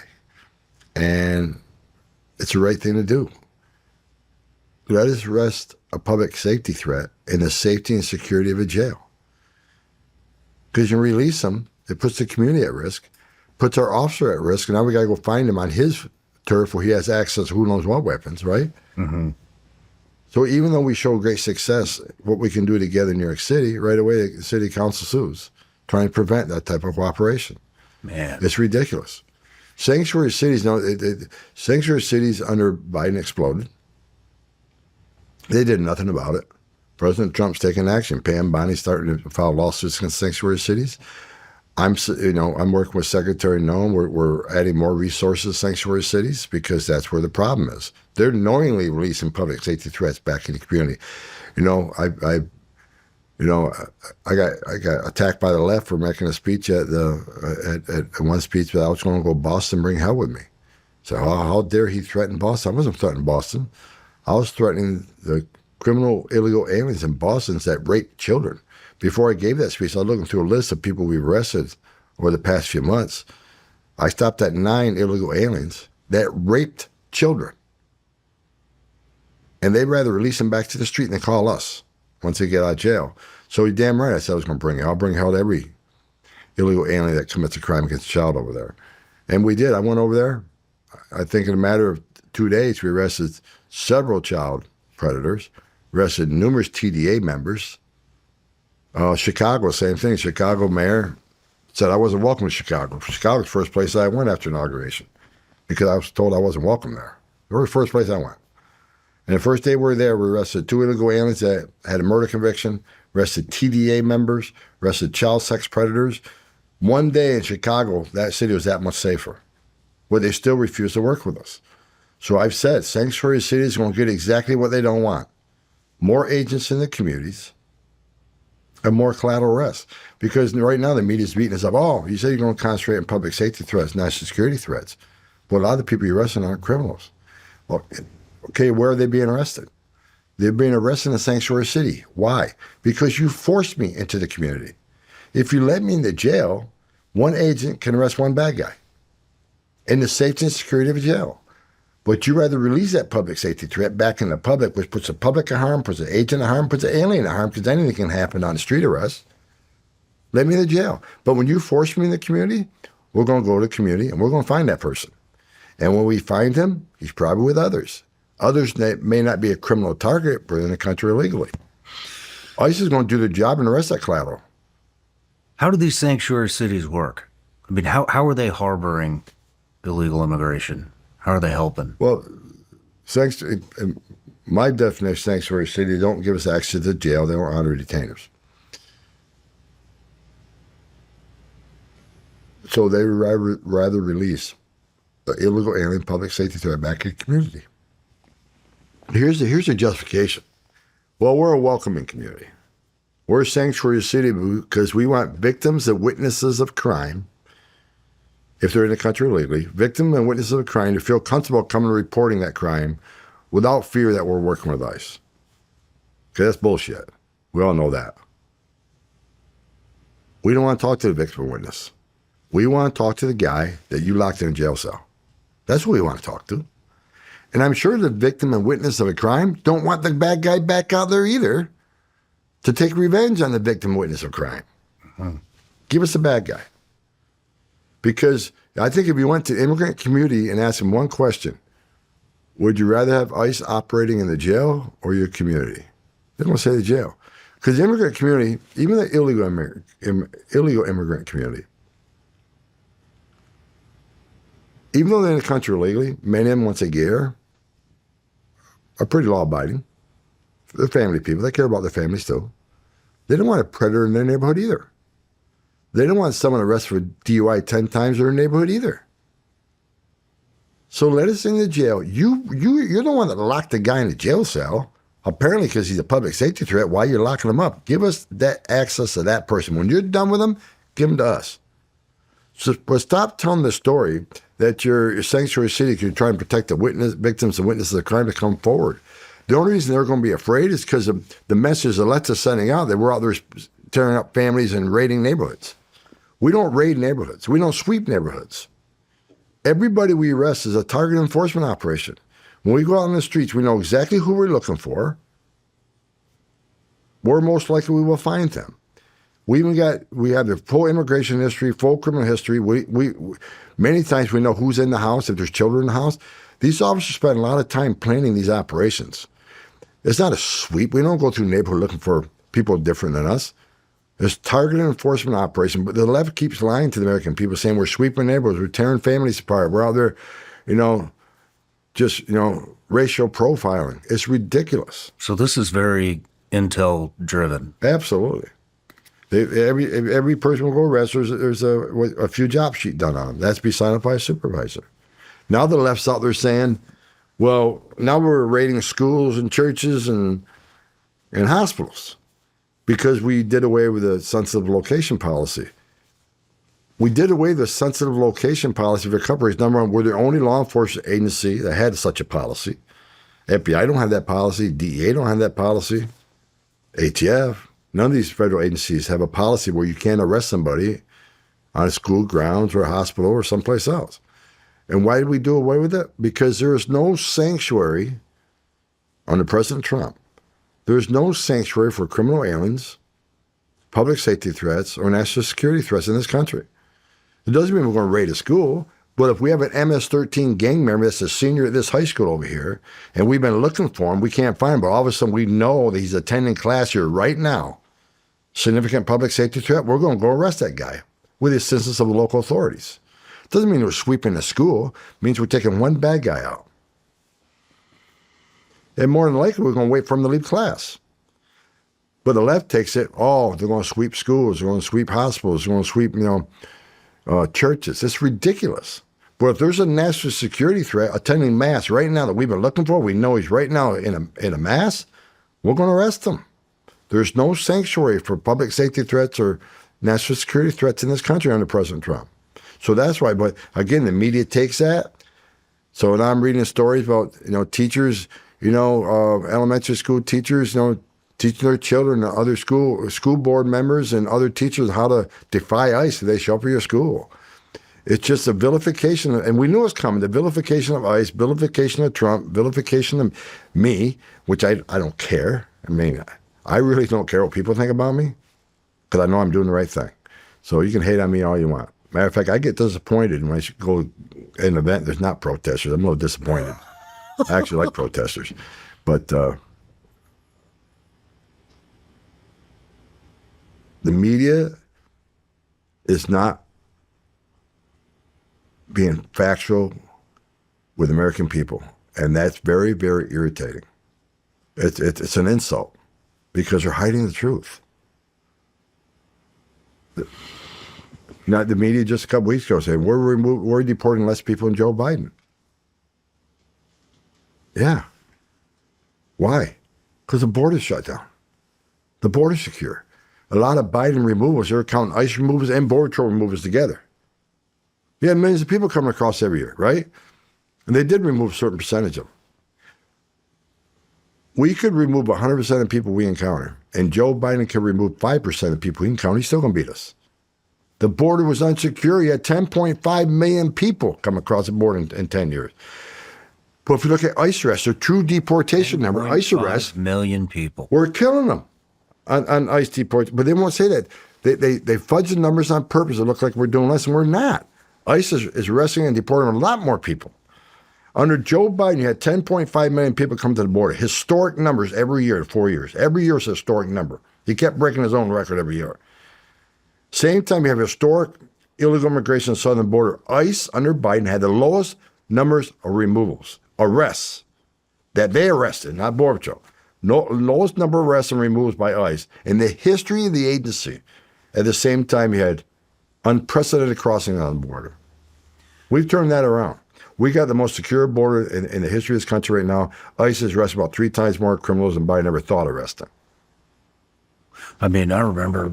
If you look at the numbers right now, Sean, an average day in Joe Biden, 1,800 gotaways that you and I talked about. Every day. 1,800. The other day we had 38. 1,800 a day.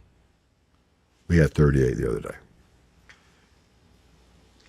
You look at the numbers, apprehensions a day. 10, 12,000 under Biden many, many times. A few times got to 15. So let's just take 10, 12,000 because there were a lot of those days. That's almost 800,000 a year.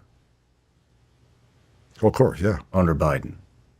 What was the got away number the other day? 41. 41 too many. I'll be happy with a 0. 1,841. The number that impressed me the most is those they released into the country. So the first 100 days under Trump, 9 people were released from the border under Trump.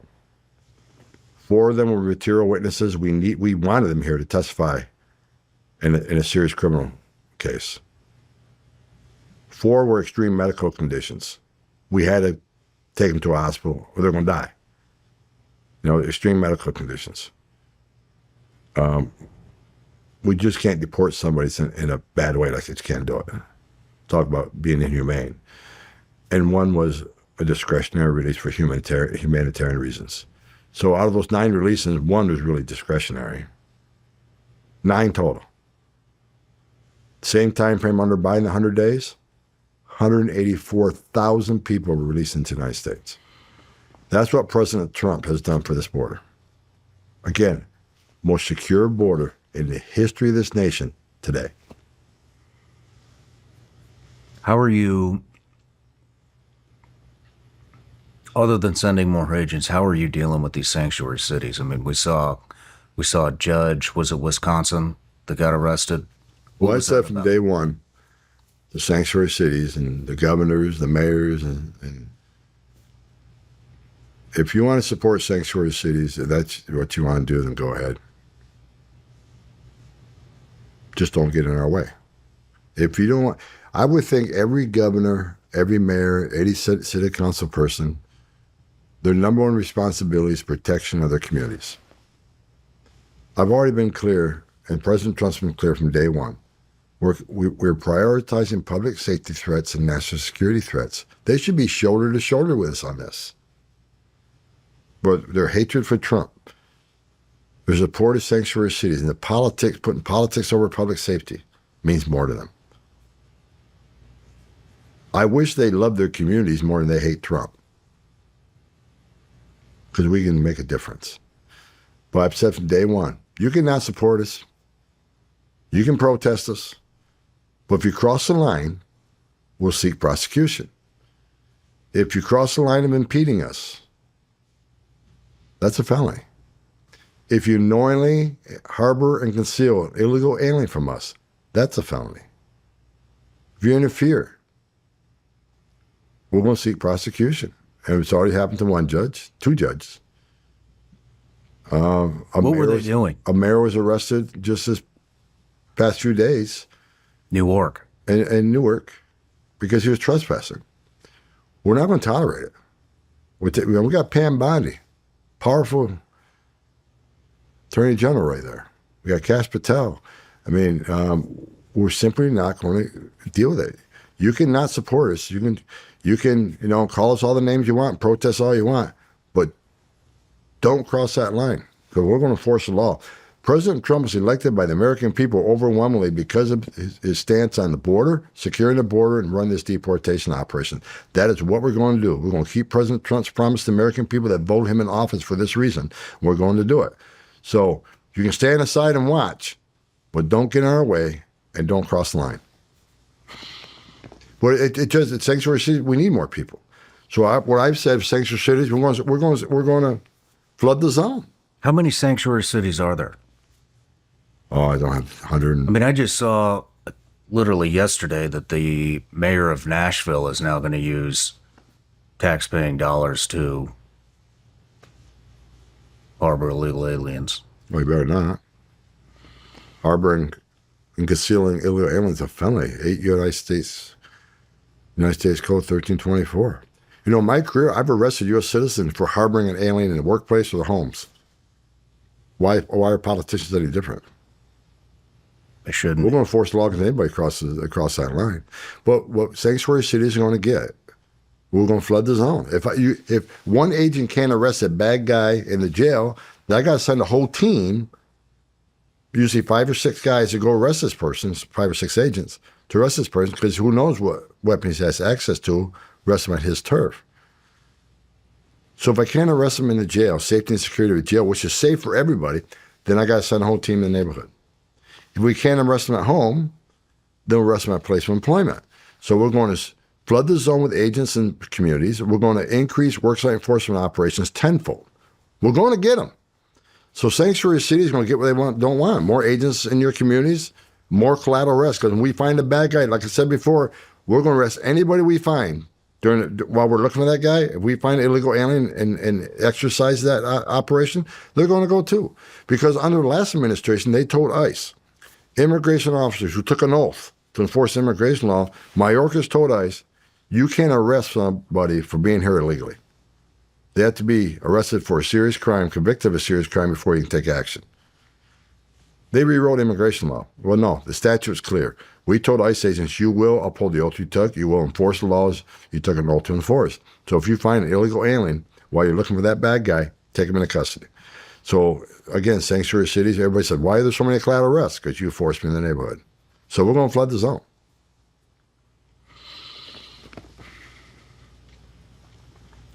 What has been the response of Border Patrol, law enforcement, ICE? I mean, Great personally, question. Let me tell you something. The last 4 years, I've made a dozen trips to the border. I was a Border Patrol agent. So I go down there, just see what's going on. Most of the agents recognize me, and they talk freely with me. They're miserable. They consider themselves Uber drivers, tourist agents. They weren't enforcing the law.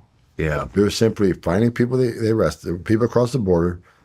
I wouldn't say arrest them. It took them, they detained them, they processed them, and took them to an airport or bus station, or hand them over to NGO who took them to an airport or bus station. They were arresting people who broke our laws, entered the country legally, and sending them on their way. Children, they send to ORR, and ORR would deliver them, the children, to the very people, many times, that arranged to have them smuggled in the United States. That's a felony. And Biden administration were delivering these children to the same people who paid to have them smuggled here. Now, we're addressing that right now. We're going to hold people accountable, but that's what was occurring. So the morale was in the toilet. Border Patrol agents were quitting, retiring early, recruiting, they couldn't get recruiting done at all. ICE, same thing. Last month, under the Border Patrol, the highest recruiting numbers ever in the history of the agency, because people want to be a part of this. People want to be a part about securing the nation, protect that southern border. The recruiting numbers are through the roof. Morale's at an all-time high. I mean, I would think it's at an all-time high. I mean, I remember watching that the agent on horseback that they painted him out to be whipping, like he had a whip, and it turned out to be just the horse reins. I mean, they just kneecap these guys. I mean, When that video came out, I was sitting in my living room. Now, I was a Border Patrol agent. I know the rules of engagement. When I saw that video, I think, okay, they did perfectly. They performed perfectly. The horses performed perfectly. Just like the horses in New York City do crowd control. The horses are trained very well. And these officers on those horses are masters of what they do. I watched that. I thought, well, these guys did a great job. The only people that did anything wrong in that video were the Haitian illegal aliens who entered the country illegally, which is a crime, by the way, and ignored commands from a federal officer, which is a crime. But no one talked about the Haitians violating law that day. They talked about the agents whipping black people. You had the President of the United States stand at the White House podium and slander these men. You had the Secretary of Homeland Security slander these men from the White House podium. And to this day, they've never been apologized to. I said from day one, once the investigation cleared them, they didn't whip anybody. Was there any apologies? No. And these men's families were bullied in churches and schools.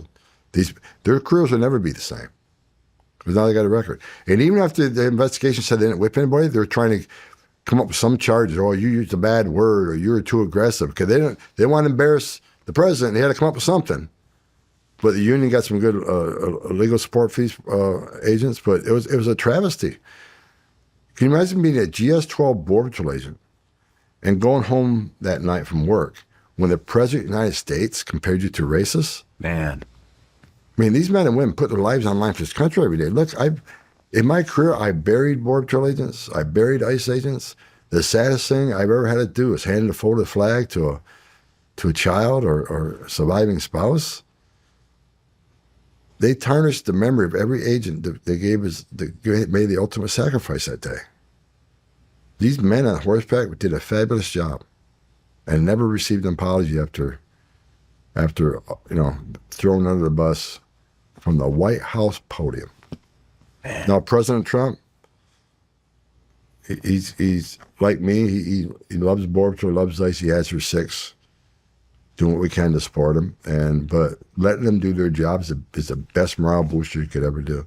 I just told you a few minutes ago, I wake up every day like a kid in a candy shop because we get to do the job that I dealt with for 4 decades and can fix what the mess that Biden made. You think my morale's high? You don't see the morale of the men and women actually making the difference. The ones that are carrying the badge and gun down there, their morale's at an all-time high.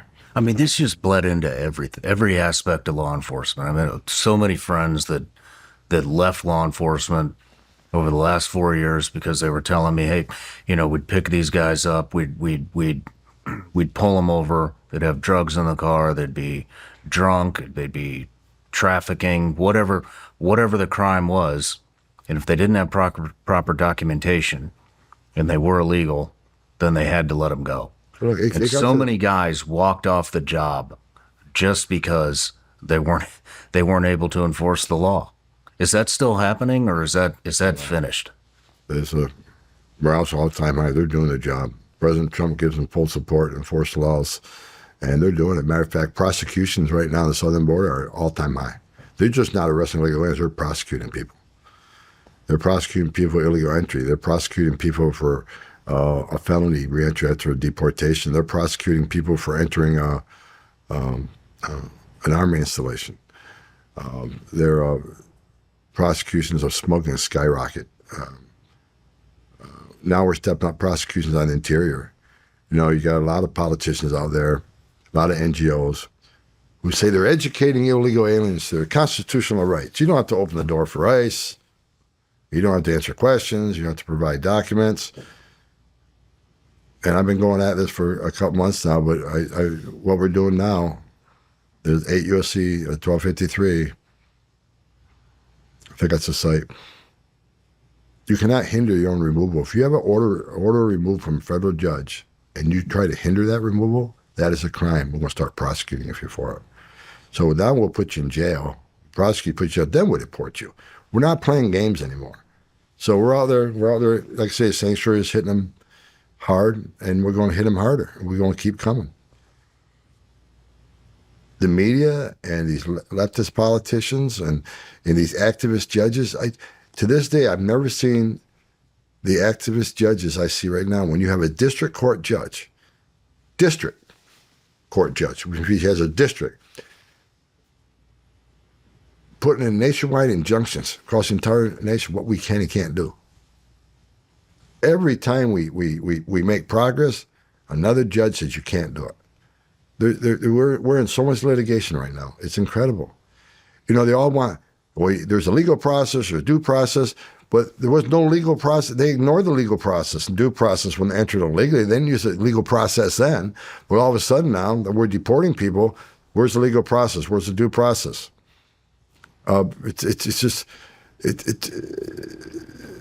The amount of lawsuits they've already filed against the administration is just more than the last 10 years combined. It's just incredible. The amount of lawsuits we're facing right now. We'll win them, but it slows us down. And that's what their whole intention, slow us down. Because we don't want to ruin their long-term plans, who these people may be someday. Well, true to Democratic voters. I mean, I've never seen anything like this in my career. I mean, with 10.5 million illegal immigrants that have come across the border within the last 4 years, and then you come in to clean that up, where do you even begin? Well, President Trump made it clear we're going to go for public safety threats, national security threats first. And that's what we've been doing. But again, the collateral numbers are increasing because of sanctuary cities, but it's hard. It's a hard job. I can't tell you everything we do to find these people because law enforcement is sensitive, but like I said earlier, a lot of people have a footprint that makes it one way, but there's a lot of smart technology out there to help us find people. But sanctuary cities are hard. What agencies? Because these people are actually in custody at one point. We know who they are. Because here's what people don't understand. If you get arrested tonight, you're going to get fingerprinted. And those fingerprints go to NCIC. Check for your criminal history. Well, they also bounce against DHS databases.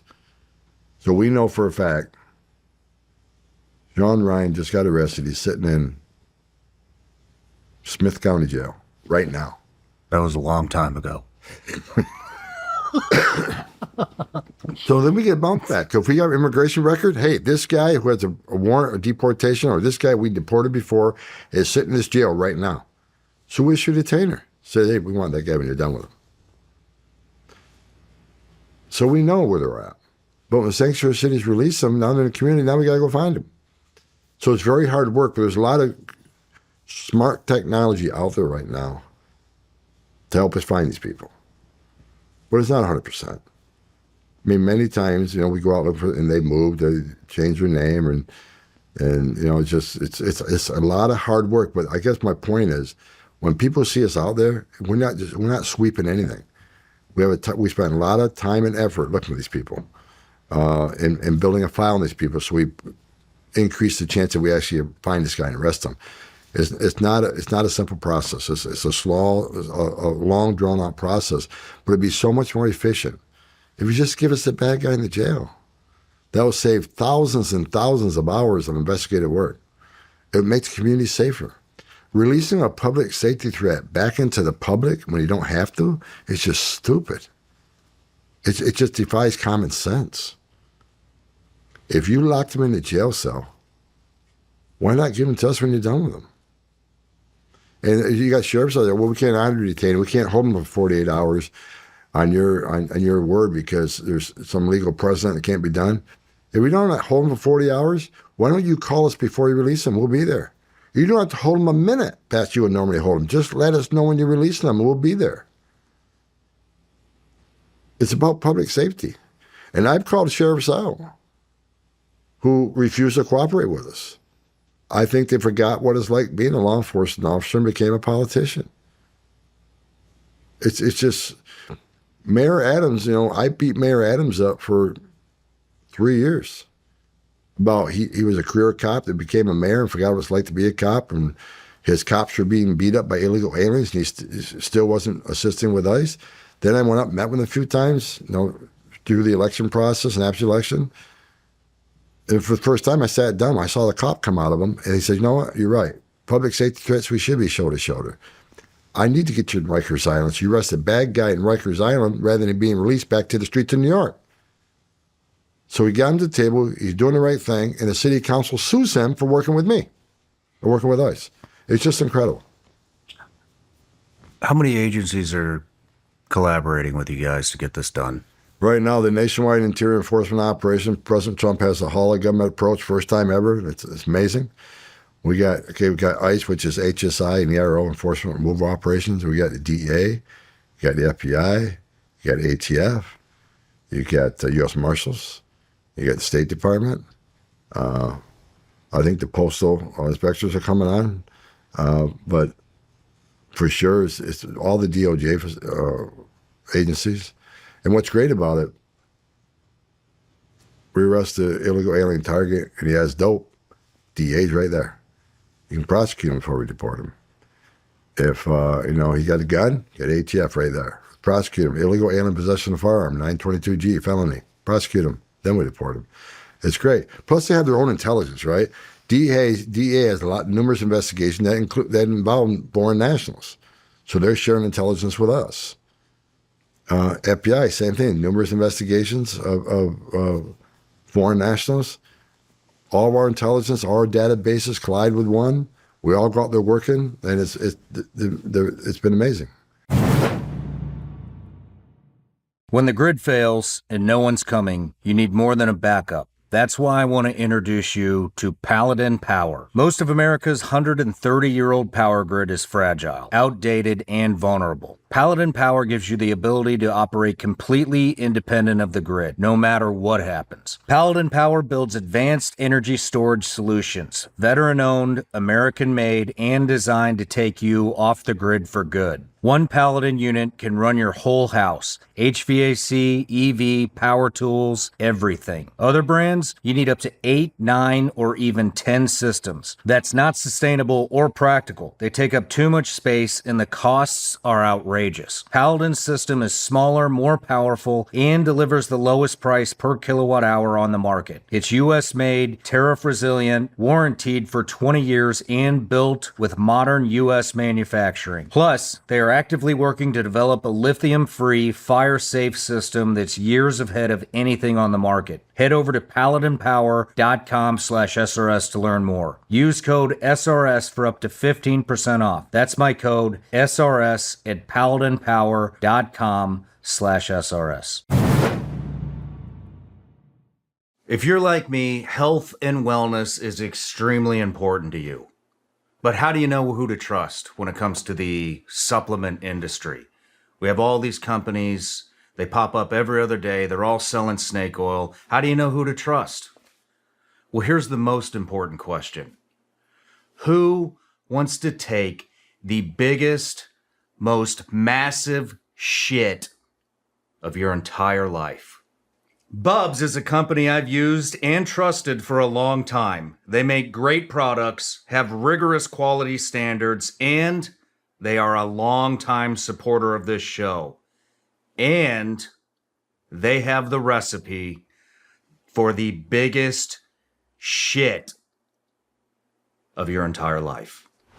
I love their collagen peptides. This isn't just any collagen. It is a benchmark of trust and performance. It's crafted with integrity and backed by NSF for sports certification, giving you their assurance of its purity and potency.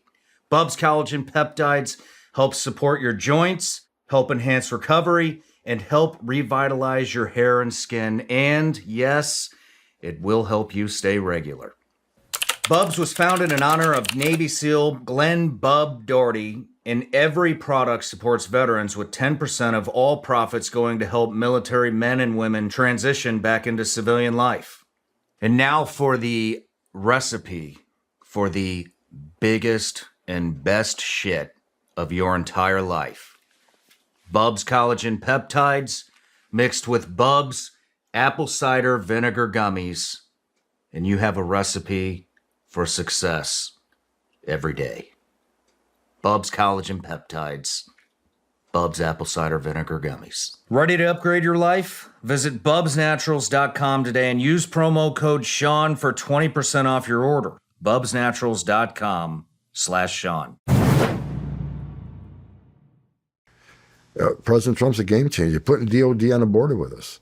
Pete Hegseth said it best, that we spent decades defending other nations' borders. Now we're defending ours. I want to get to the actual border here in a bit, but when it comes to the economy, and I'm just curious to hear your thoughts here.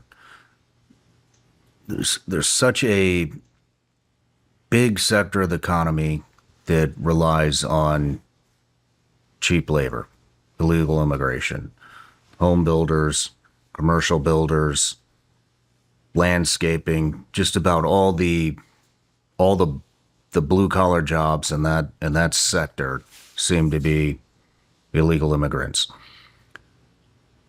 And so I'm sure because of the mass deportations that the prices are going to rise. And something that I hear a lot of are business owners that they're trying to get their workforce legal and put them through that system, and they're not able to do it. Is there any, or do you think there should be any type of program to fast track people that are just here to work, keeps business flowing, keeps prices a little bit less than what they would be? I mean, is there any type of program where construction types can get their workforce legalized? Well, first of all, let me tell you my thoughts after doing this for 40 years. My opinion is most people don't hire an illegal alien out of the goodness of their heart. Mm-hmm. They hire them because they work them harder, pay them less, and undercut their competition who have U.S. citizen employees. I'll give you one example. I put a new roof in my house several years ago. I had to call 5 different companies, 5 or 6, I think 5, until I got a company to guarantee me a legal workforce.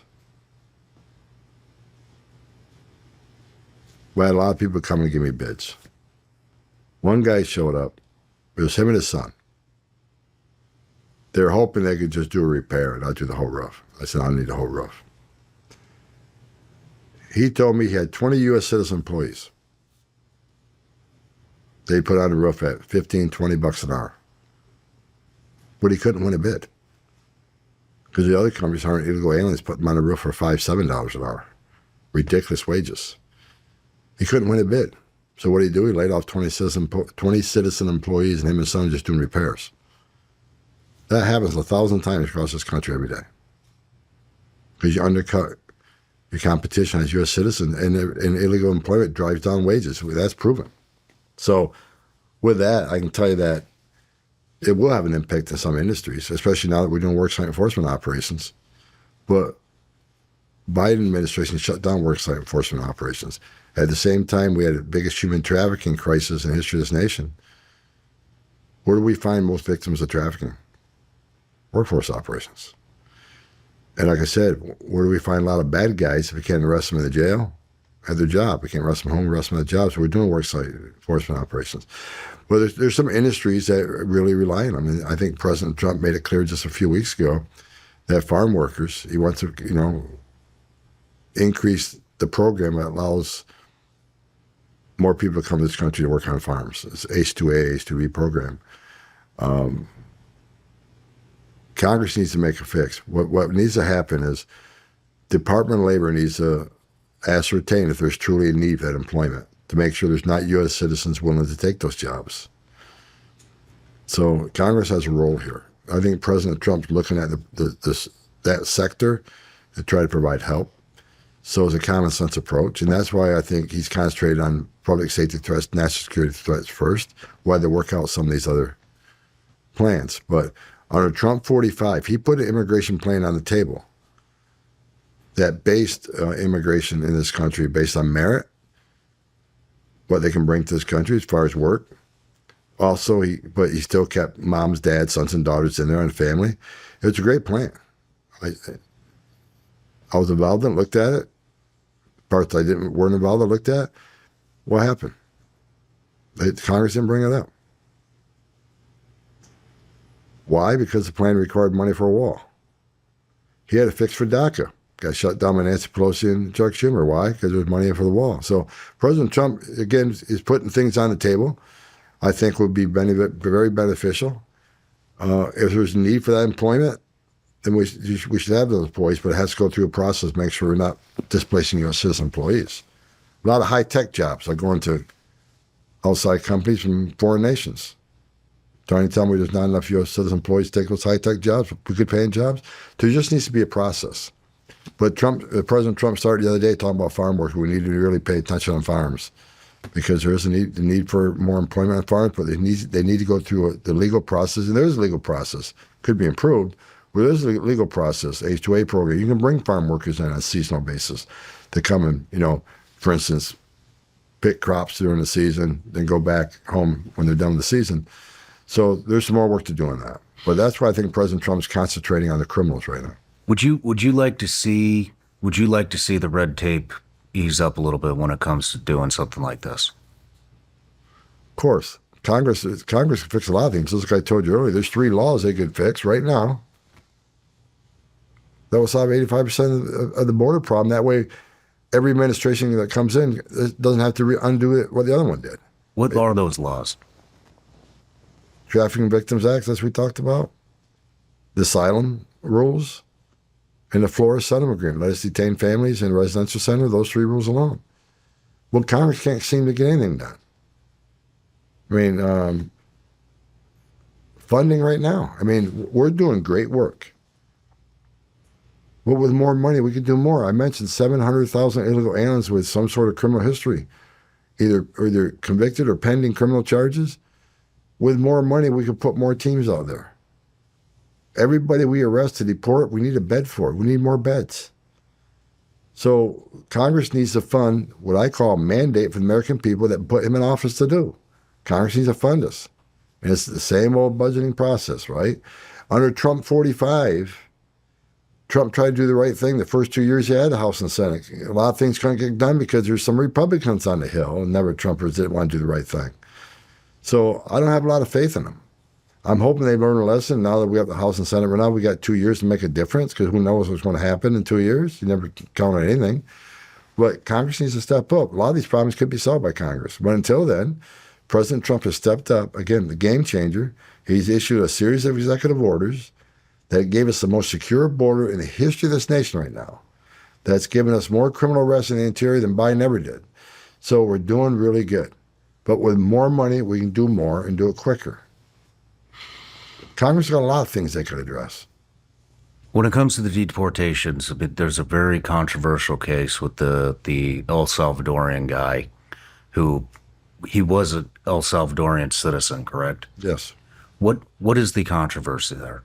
The controversy is during his immigration proceedings, he had an order from a judge that he couldn't be removed to El Salvador because he showed a fear of his safety from a gang that was in El Salvador. He had an order withholding. However, he had 2 orders of deportation. Now, people say it was a mistake. I'd call it maybe an oversight because even though there's withholding order in there, the facts of that withholding order, the facts that justified the withholding order have changed. For instance, that gang he was afraid of no longer exists in El Salvador. Oh, that's interesting. Second thing, because President Bukele, like him or love him, that's one of the safest nations in the region right now. What he did, he obliterated MS-13 in his nation. The second thing that changed, the fact that changed, is now he's a designated terrorist because he's a verified member of MS-13. So things changed since the remote. Number one, now he's a designated terrorist. And 2, the fear he has no longer exists. So, and here's what's going to, here's what the best that could ever happen for him. Let's say he came back. He's going to be immediately detained and deported again. Because he's been ordered deported by 2 different judges. They said he didn't have due process. He's been ordered removed by 2 different judges. He had just due process. So, the way I see it, he's home. He's a citizen and national of El Salvador. He is home. And Bukele can do what he wants. Like I won't get in the weeds of, because it's under litigation, but I think we removed the public safety threat, human trafficker, wife beater, designated terrorist from this country. This country's safer because he's no longer here. And we'll let the DOJ continue to litigate it, but President Trump, again, committed to removing the worst of the worst, and that's what we did. And he was an El Salvadorian citizen. Absolutely. And he was verified MS-13. Verified by numerous sources. Not only ICE, but by a police agency, gang unit. Judge recognized it. MS-13, even El Salvadorian recognized him as a MS-13 member. So, and plus now, truth's coming out, right? Video of him trafficking, smuggling, a wife filing protection orders because he's assaulting her. It's unfortunate that Senator Van Hollen and others flew down there to cuddle with him. At the same time, you had U.S. citizen parents in his state of Maryland who buried their children because their children were murdered and raped by a TDA member, a MS-13 member. I would think a U.S. citizen would be more concerned with his U.S. citizen constituency who buried their children more than a designated terrorist, public safety threat, wife beater, illegal alien. But that's where we're at today. We're putting politics over public safety, politics over common sense. Man. Remember, you need news reports how we're deporting U.S. citizen children. We can't legally deport any U.S. citizen. What happened in those cases? They said we deported U.S. citizen children. No, we didn't. The parent was already deported. The parent has a decision to make. Do I take my child with me? Do I leave him here with a spouse or another relative? That's parenting 101. The mother chose to take her child with her, her choice. If we didn't do it, then the story would be we're separating families. Mm-hmm. You can't win. Well, You go back to this day, they still, they refer to me as the godfather of family separation, right? Because I was ICE director, we did zero tolerance where families were separated. And let me explain why we did that. Numbers were increasing. Families. So we said, all right, let's start prosecuting the parent who brings your child through this dangerous journey, prosecuting for illegal entry, which is a crime. Maybe we prosecute them and put them in jail. They'll stop sneaking in the country through the cartels and putting their children in harm's way. Maybe it'll decrease the amount of rapes we see down there. Maybe less children would die. So we decided to do zero tolerance. Zero tolerance was done to save lives, decrease sexual assaults. And as a cop, law enforcement used zero tolerance across this country all the time. July 4th weekend, zero tolerance in DUI, zero tolerance on prostitution in the city. A lot of law enforcement use zero tolerance, but let's try zero tolerance. Maybe we save some lives, maybe less women get raped. However, when you prosecute that parent, they're going to be separated from the child. The child can't go to jail with a parent. Now, that happens to U.S. citizens' families across this country every day, thousands of times. When I was a cop in New York, I separated families. I arrested a father for DUI. I had a child in the car. Guess what? They got set. Father went to jail, and many times the child would go to CPS if it wasn't someone to take care of him. Domestic violence, I separated that family when I was a cop. Father went to jail, separated from his kids. U.S. citizen families get separated every day by law enforcement. It's sad.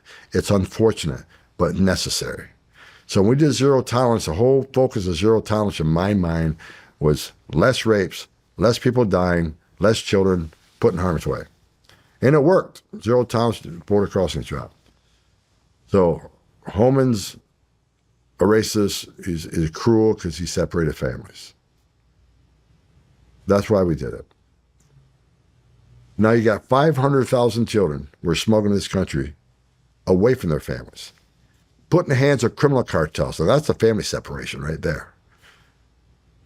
If I left my kid in the car for a half hour, went and got groceries, I'd be arrested. If I left my dog in my car during summertime, I'd get arrested. But 500,000 children were put in the hands of criminal cartels, separated from their families. No one talks about that. They still want to talk about zero tolerance, but no one talks about these 500,000 kids. 300,000 they can't find.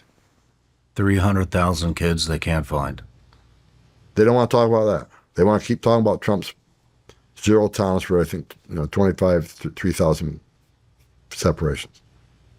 They don't want to talk about the hundreds of angel moms and dads that I personally met and talked to, who buried their children because their children were raped and murdered by a cartel or just simply killed by an illegal alien that shouldn't be in this country.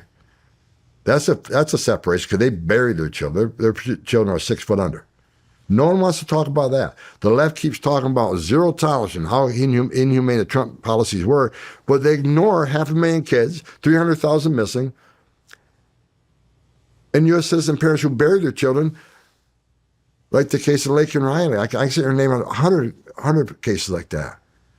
They don't want to talk about that. And this Senator Van Hollen goes down there to protect the MS-13 gamer while a mother of 5 was beat, raped, and murdered in his state.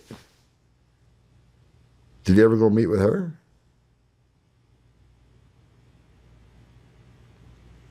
Politics over public safety, politics over common sense. Again, I'll say it. They need to love this country. They need to love their communities more than they hate President Trump. It just don't make sense. As a kid that grew up in law enforcement community, I cannot believe where we're at as a nation right now.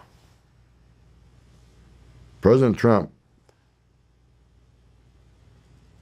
is doing the right thing every day. Look, I spent so much time with the president, whether it's in the Oval Office, Air Force One, outside events. People can hate him all they want. This man loves this country.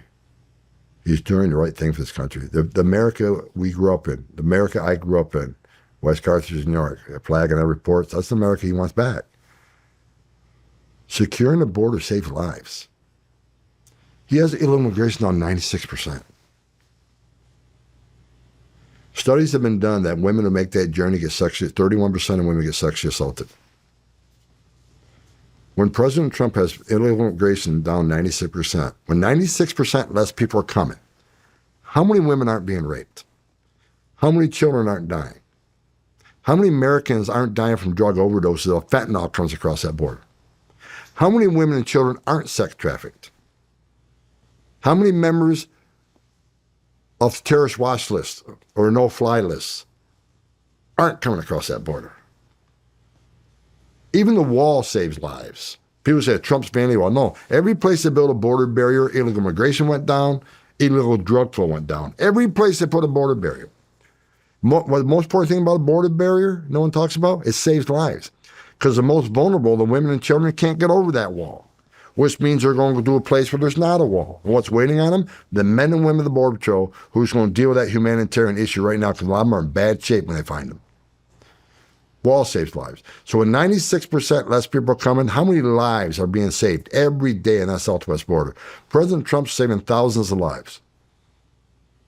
A secure border saves lives, and that's what the President Trump has done. And the left will give him zero credit for it. How did you come in and secure that border so fast? We got a great president. President Trump, during his first speech at the Capitol, when he says you didn't need new laws, you didn't need Congress, you need a new president, he was exactly right.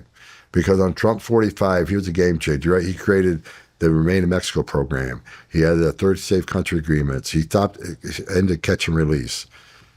So I knew when he came back in office, we know where to start because we already proved these policies worked. So what he immediately wrote a series of executive orders. Many the same, many new ones. And like I said, in 7 weeks, we had that border at the highest level ever. Even more now. I mean, I think in 7 weeks, had it down like over 90%. Now we're at 96%. Damn. And the numbers are extraordinary because what he came up with in his first administration proved it worked. That's why I pushed back against the bill that the Congress had. It said that President Trump didn't want the border bill signed because he wanted this to be an election issue. That is such bullshit. That bill would not have worked because it was going to allow, 4,000 to 5,000 a day until they take action. You do the math. That's 1.8 million a year. We're okay with that? No, we're not. We shouldn't be okay with one. And then to address the sex trafficking or the child trafficking, the bill is terrible. There was a bill called H.R. 2 that the Republicans came up with, and the Senate wouldn't even take it up for debate. So the bill that everybody talks about, that President Trump shut down, I hope he did. I was against it. I said it won't work. I said, why would we want to take a risk on a bill that we know it won't work when we know what the secret recipe is what Trump did in Trump 45, which H.R. 2, the bill I was talking about that the Senate wouldn't even bring up, that had most of Trump's plans in it. We know that worked. Why would you argue against known success? Well, here's what they did. They put this terrible bill up, had a couple of people in the Republican Party support it for reasons I don't understand, because they thought something was better than nothing, maybe. But they came up with the bill, the last of the administration, trying to show they cared about the border. What they did, it was a setup. Let's get a couple of Republicans to agree to this. It will never pass. We know it will never pass. Then we say, Republicans shut down border security. They didn't want to fix it. They didn't sign this bill. President didn't support it. He didn't want it fixed. He wanted it to be an election issue. That was a bunch of crap. The bill wouldn't have worked. It would have made things worse. I've done this for long. I've done it longer than anybody up on the Hill that was involved in writing this bill has been involved. It was a setup. Let's set a bill up. We know it never be passed, and we can put the blame on them for not passing the bill. That was their game plan. They tried it. When President Trump came back in, he did what he had to do, And we fixed it, again, most secure border ever right now. So it sounds like he basically just said, Tom, take the gloves off. What, secure the border. What did you do? What did you do to fix it? The biggest game changer in securing the border was President Trump and his executive orders. They're huge, big game changers. But we basically went down the same road we did before. And we added a few other things to it, like the Alien Enemies Act. We used every tool in the toolbox, every statute we could, every angle we could of existing laws, existing statutes, existing acts to secure that border.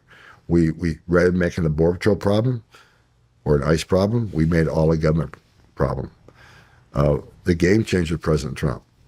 The game changer was the men and women of ICE and the men and women of the Border Patrol that actually did it, took construction, got it done. They're the heroes in all this. I'm just a guy sitting in the White House helping develop the strategies, along with people like Steve Miller and others. But President Trump, his EOs were a game changer from day one.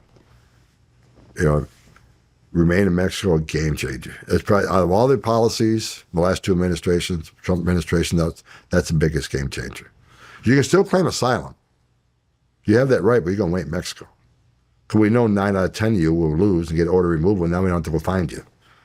And releasing people in the United States just is an enticement for people to come. When you no longer get released in the United States, if you're not really escaping fear and persecution, you're not willing to give your life savings to the criminal cartels to lose your case. If you really are escaping fear and persecution from your home government, then you're willing to put up with that. So, here's a sad thing. Where the left is still saying, these people are asylum seekers. They have a right to due process. They have a right to claim asylum. Okay. And 9 out of 10 been ordered removed, and you don't want them removed. Due process doesn't mean squat if at the end of due process the judge's order isn't executed. And that's why the hate right now, the talk of a massive deportation operation is racist. What a terrible thing to do. No, it's not. On the end of historic illegal immigration crisis, with 10.5 million, and that's a low number, came to the sun of this is what we know about. Tens of millions of people come to the border. You demand due process, and we give them that due process. And a judge orders them removed, and we don't remove them? Then what the hell are we doing? Shut down the immigration court. Doesn't mean anything anymore. Take the Border Patrol off the border because there's no consequence. No. Mm-hmm. Due process doesn't mean squat if the final decision of the court isn't executed. And if the message we want to send to the whole world, enter the country illegally, it's a crime. Thousands of people die making the journey. Show up in court or don't show up in court, get order removed. But don't worry, no one's looking for you. You don't have to be removed. You're never going to solve the problem. You can't demand due process and ignore the end. So that's exactly what we're doing. People who've been ordered deported, they need to go home. But we're asking, if you're in the country, go on your own. Go on the CBP Home app now. Sign up. We'll help you get home. We'll give you an airline ticket. Put some cash in your pocket. Go home. It'll be a huge cost savings to the American taxpayer. That way, you can come back maybe in the future on our legal program, maybe as a visitor, maybe as a student. Maybe you have a U.S. citizen child that can petition for you someday, alien relative. But if we have to go search for you and go through the whole process, having you formally deported, there's certain bars placed on you statutorily. Anywhere from 5 to 20 years, you can't come back. Leave on your own. Get your affairs in order, work with ICE, and leave on your own. And that's what President Trump, how is that inhumane? President Trump's offering different ways to get this done. But the answer is you can't stay here if you're in the country illegally. You've had your due process. It's time to leave. We can't send a message that our process means nothing, our laws mean nothing. I would imagine you're getting a lot of pushback from cartels. I mean, I get a lot of very much disrupting their financials with human trafficking, with drug trafficking, with anything else that's coming in. I mean, what kind of hurdles are you facing from cartels down there? Well, the cartels are trying to, they're going to change their method of operating. They want to get their product in here somehow. So I said earlier, maritime's increasing. There's going to be tunnels. They'll come through Canada. Again, we're on top of it. I think that's why President Trump is forcing Canada to do more to secure their southern border, our northern border, and they're stepping up in some ways. Like the president wants more out of them, but addressing how the cartels change their method of operation, it's important.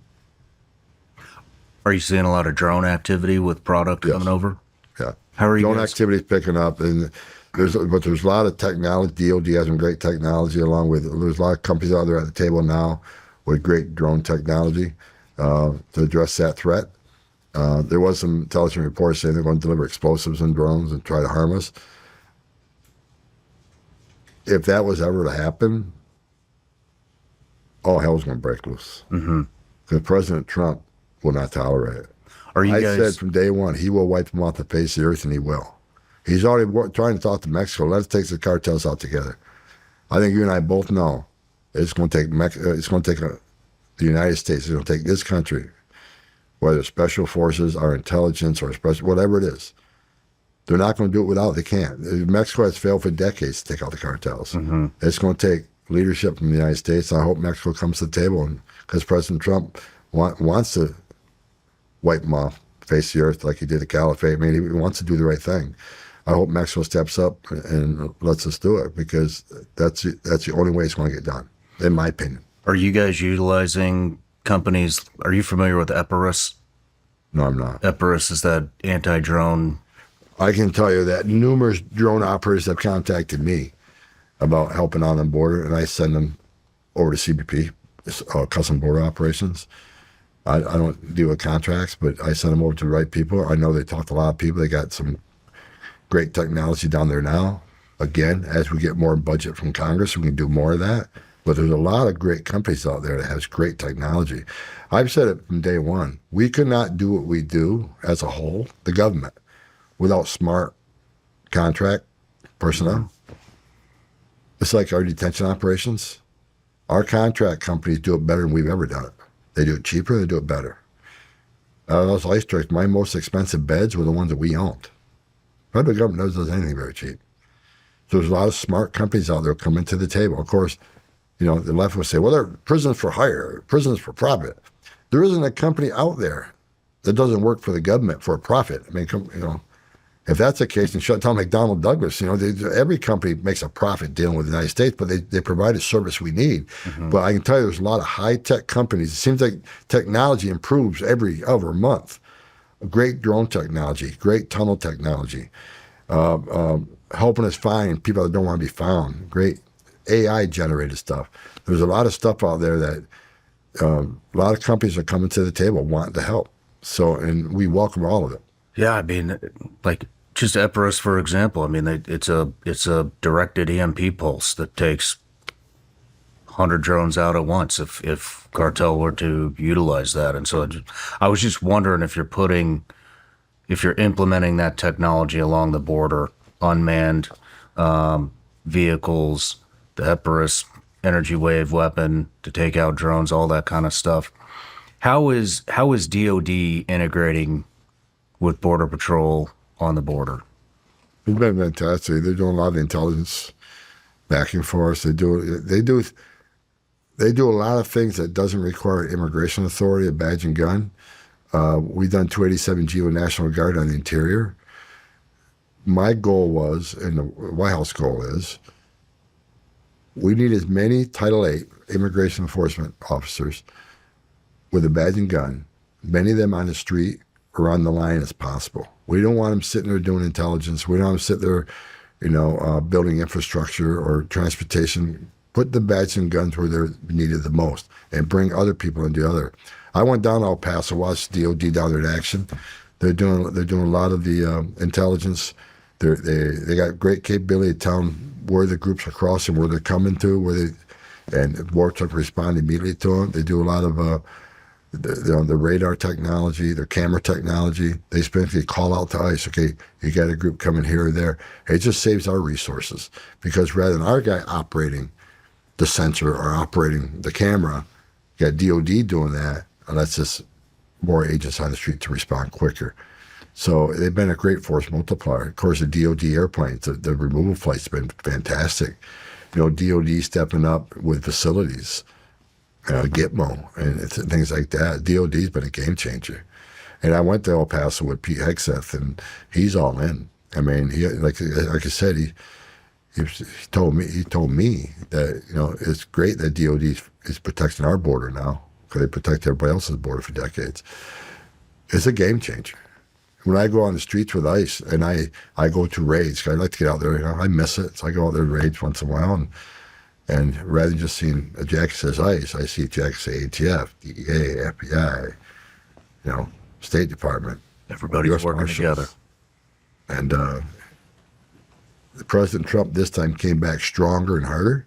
And I think that's why we had the greatest success right now, because he brought all of government. Because again, I think the overarching principle here, you can't have strong national security if you don't have strong border security. We need to know what's coming in, who's coming in, why it's coming in, where it's coming in.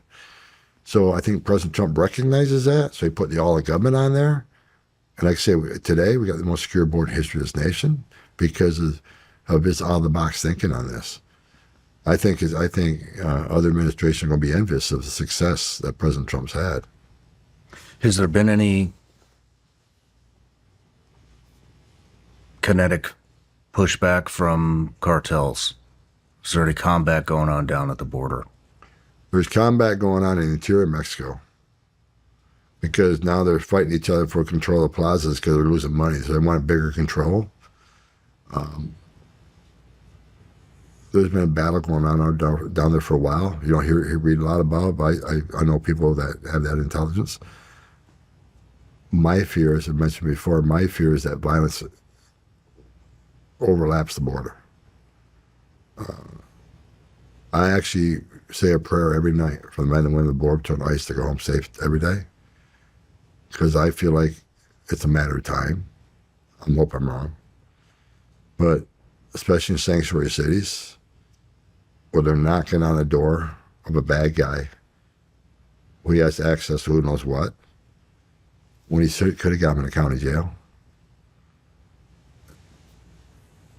I hope I'm wrong. But the odds of us doing this for 4 years with nobody being harmed concerns me.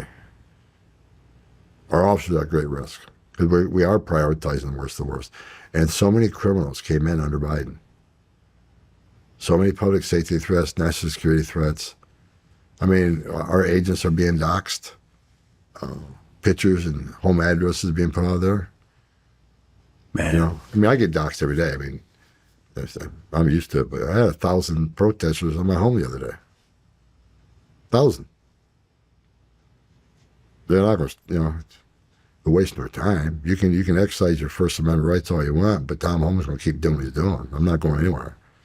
But the agents, I'm concerned about the agents, and the media doesn't help.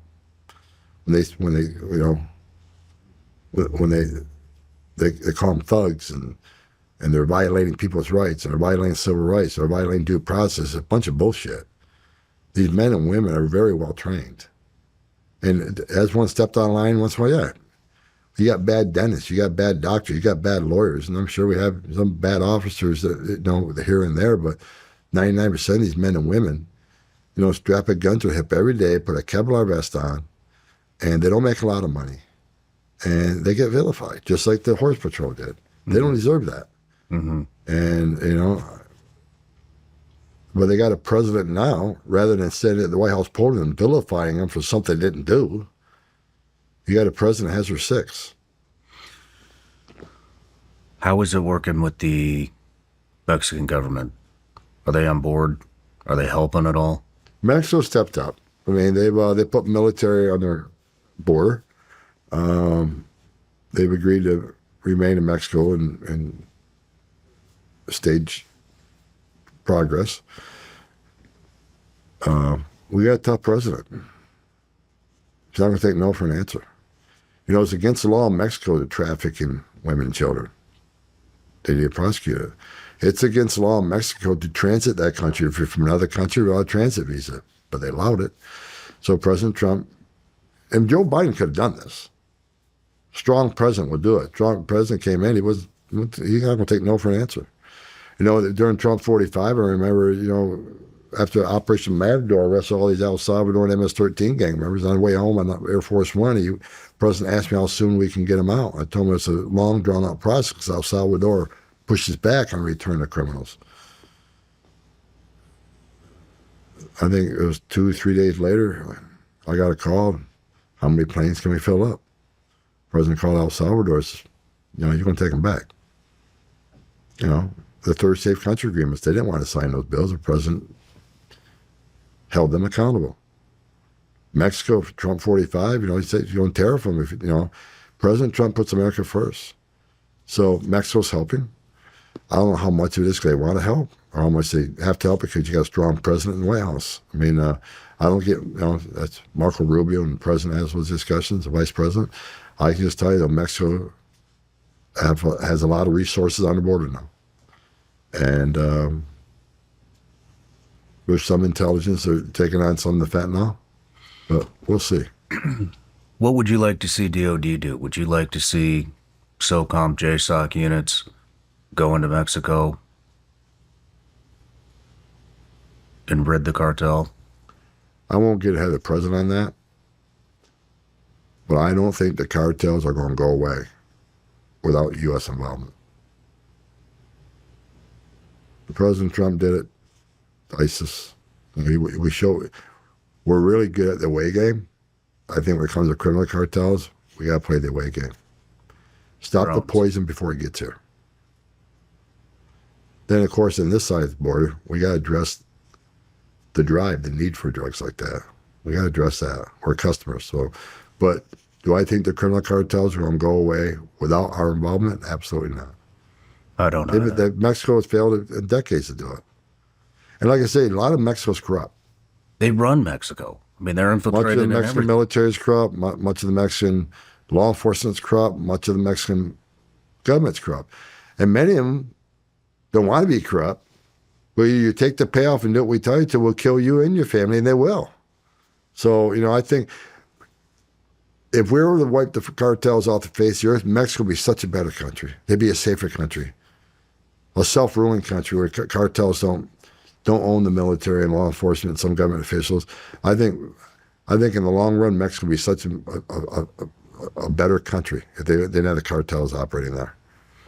So I think President Trump did exactly the right thing, designating them terrorists. I think he's doing the right thing, offering Mexico his assistance in taking them out. Do you think we'll see any action in the next 3.5 years? I think that President Trump's going to do what he can to protect American people. How is it working with Kristi Noem? Kristi Noem's come to the table. I mean, she's done more. I see her out there an awful lot. She's done more enforcement actions than Mayorkas did in 4 years.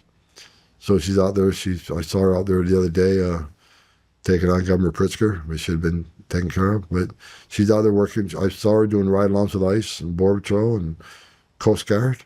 So she's out there with the men and women on the front line, which I think's great. I think it shows the men and women that she's supporting them. Of course, now she's being vilified, right? She's being attacked. I watched her hearing the other day. I thought she did great. But they want to attack anything to do with immigration enforcement, anything to do with deportations. They're going to continue to attack and attack and attack. But again, we all expected that. The media is saying that you're deporting U.S. citizens. Is there any truth to that? No. It's illegal to deport U.S. citizens. We simply allow illegal alien parents to be deported if they want to take their child with them who may have been born here. That's their decision. They can leave them here or take them with them. I mean, that's parenting 101. And like I said, if we didn't allow the mother to take her child with her, then immediately be saying, Trump administration is separating families again. We're trying to keep families together. I said it during the interview before the election. I was asked that question. How do you do a mass deportation operation while separating families? I said, deport the family together. If you're in this country illegally, and you know you're in the country illegally, and you choose to have a child here who's going to be a U.S. citizen based on that, you put yourself in that position. Not Tom Homan, not President Trump, not the Trump administration. You made that decision to have a child while you're here, knowing you're in the country illegally and you most likely will be deported. That's on you. So when that parent gets ordered deported, they have a choice to make. They made a choice about having the child here. Now you need to make a choice. Take the child with you as a parent, or leave him here with the other parent, or leave him here with a relative. That is your call. So it's parenting 101. Let the parent make the decision. But for those that vilify us, no, they put themselves in that position. Now they got to deal with it. But where'd they even come up with this shit?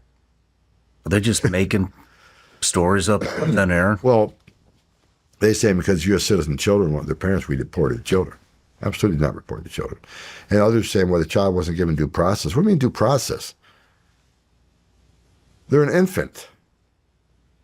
The mother says, my infant goes with me. Who's going to disagree with that? She's the mother. So, like I say, the last administration wanted to attack zero tolerance, separating families. This time we're trying to keep families together. We can't do that either. I mean, we're doing the right thing. Parenting 101. I mean, again, if we send the message, you can enter the country legally, you can order removed, don't leave. Hide out for a few years, have a U.S. citizen child, and guess what? Now you're immune.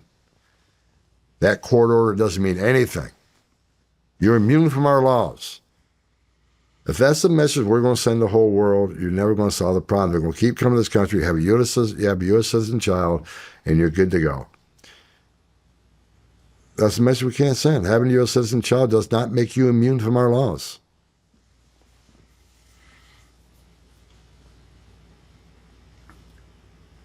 Where do you go from here? I mean, you've secured it to 96. We still got we've got a little more work to do on the border, and it's still a crisis until we, there are some gotaways we're concerned about. Who are they? Are they people from terrorist-related country? We don't know. So we got to drill some things, drill down some of the things. Northern border needs more work. Maritime needs more work. But right now, we got the most secure border in the history of the nation right now. So we got some more work to do. We got to play the way game more. We need to address the cartels outside this country who traffic people from all over the world. We got to shut them down. So we got to play the way game. Interior enforcement, we got a lot of work to do. Personally, I think there's over 20 million illegal aliens in this country. They keep saying 12 million. We've been using 12 million for 2 decades. I mean, Biden administration alone, we know they released at least 6 to 7 million released. So, I think there's at least 20. We got a lot of work to do here. Again, we're going to concentrate on the worst first. But just because, let me make this clear, just because we're concentrating on the worst first doesn't mean we ignore everybody else. Mm-hmm. I may prioritize my family life over my work life. I don't forget about my work life. If you're in the country legally, you got a problem. You're not off the table. But we're going to do this wise. We're going to do it a smart way. Once the public safety threats and national security threats, they're the biggest danger of the community, so of course they have to go first. So we got more interior enforcement work to do. We need to shut down sanctuary cities. Sanctuary cities should be illegal. And I think we got the right people in place now with this administration and Pam Bondi and others that will take sanctuary cities to task, take them to court. We got to shut down progressive judges who simply are ignoring the law and trying to stop us from doing what we're doing. I think we'll win these cases when they get to higher courts, but it's going to take a long time. Will we see a completion to the wall that was? We're already rebuilding the wall. Again, the more money we have, the more wall we can do. So, again, we need Congress to fund us. The more money we have, the more we can do. Where are the strategic locations where you would start with the wall? The Border Patrol has a strategic plan based on the crossings, based on where they think where traffic has historically come and where they're seeing what the fuel coming across. That plan changes all the time based on intelligence, based on what they're finding out down south. So that changes all the time. But Border Patrol, they just don't put a wall up here because it's cheaper.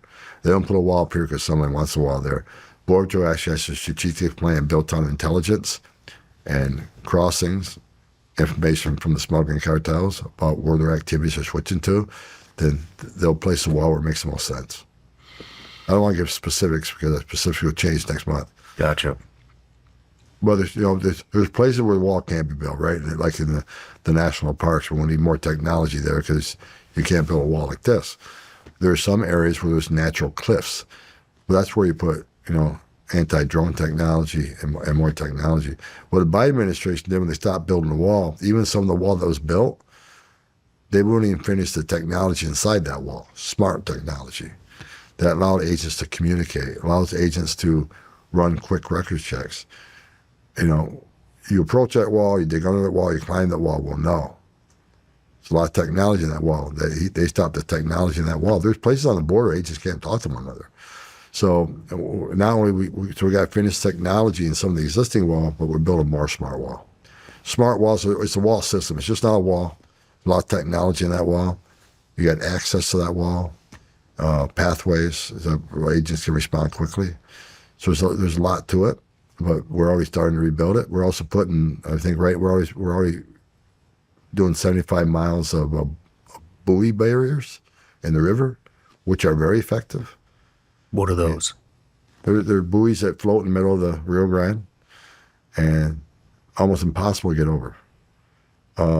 And underneath it, there's a fencing underneath it goes all the way to the soil. They're a game changer. On Trump 45, we looked at that technology. We liked it. Of course, then the election happened. Never happened. But now I think they're putting 75 miles of it in more. And that's right on the water. So people will stop. They see the barrier. Most will not attempt to cross, which means less drowned. A lot of people drown in that river every year.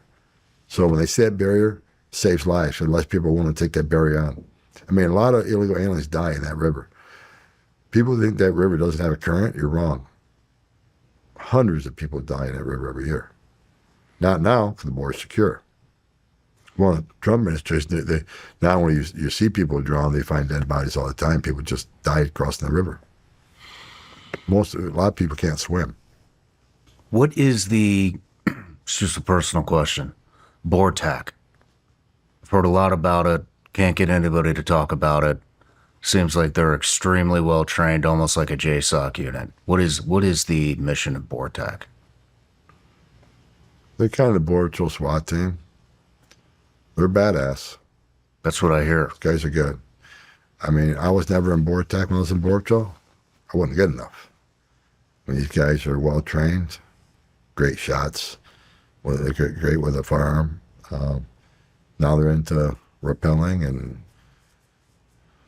jumping on an airplane with a parachute. I mean, these guys have increased their training. They're incredible. Is it within the U.S. border they operate, or do they go into Mexico too? They don't operate within Mexico, or they do operate on the border in the interior. In my home state, New York, a couple of prisoners escaped from Dannemora State Prison. They looked for them for a long time, couldn't find them. They brought BORTAC in there. They found the first guy. Well, they actually shot and killed the first one. The second one was later caught. He had a prisoner escape in the jail about 2 years ago. Couldn't find him, Borto. BORTAC's good. They're well trained, and it all started back in my day.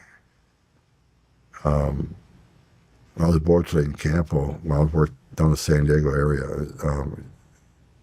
Tijuana area, they had what they called the Border Bandit Squad, because bandits would work the border and they'd rip people off, head into the United States, take all their money, take their goods, rape women.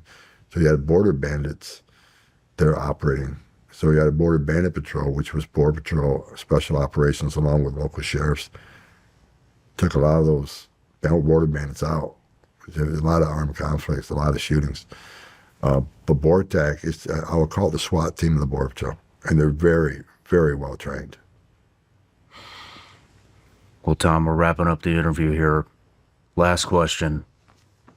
Second to last question. I just want to know, is there anything we didn't cover that you want the American people to know?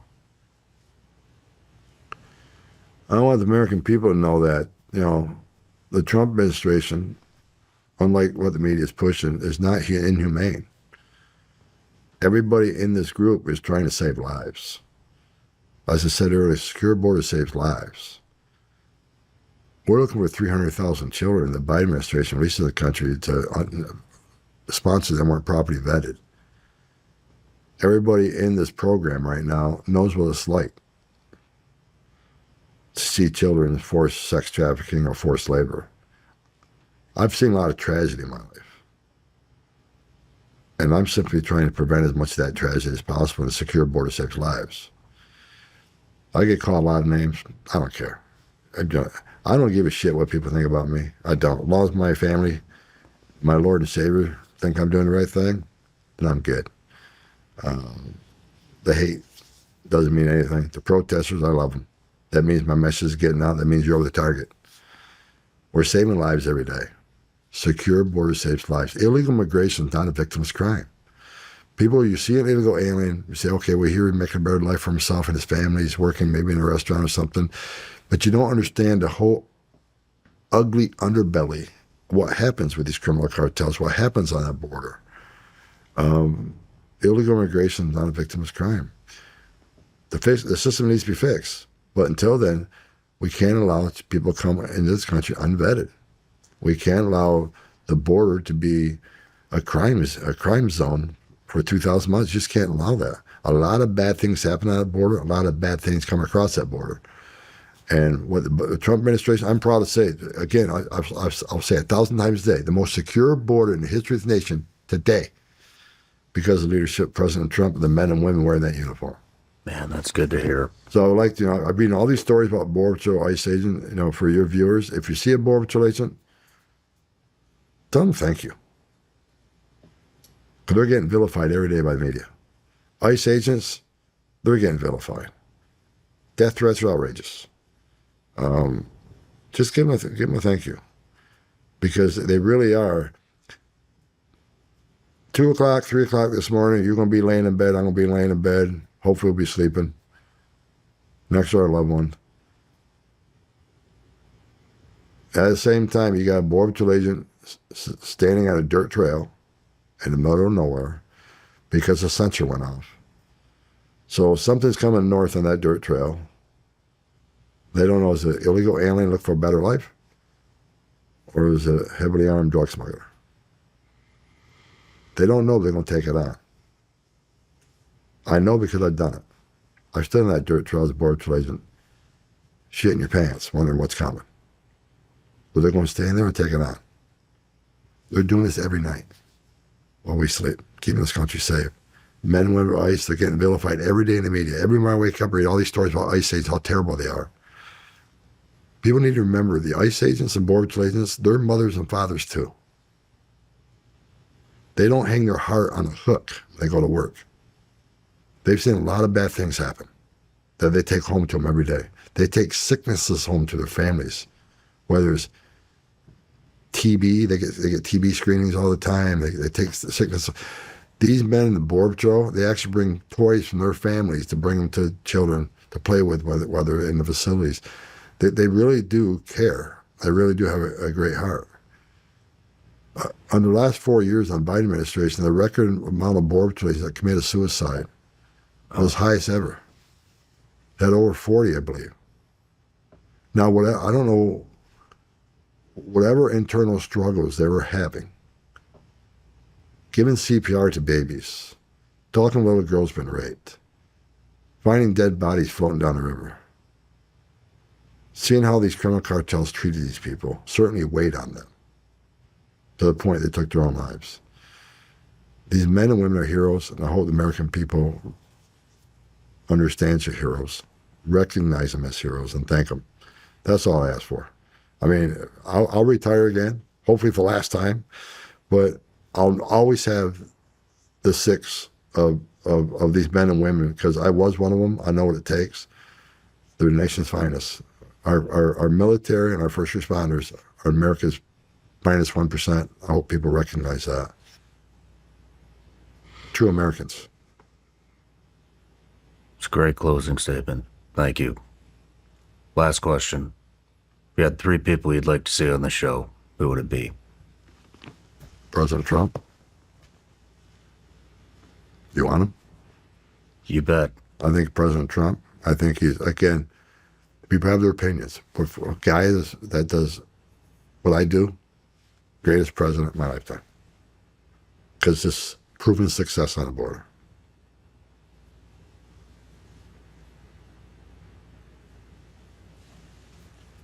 John Roberts. Get him on the show and figure him out. All right. Third,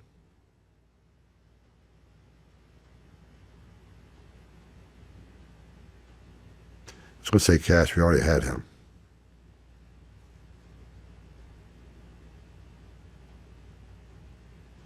Stephen Miller.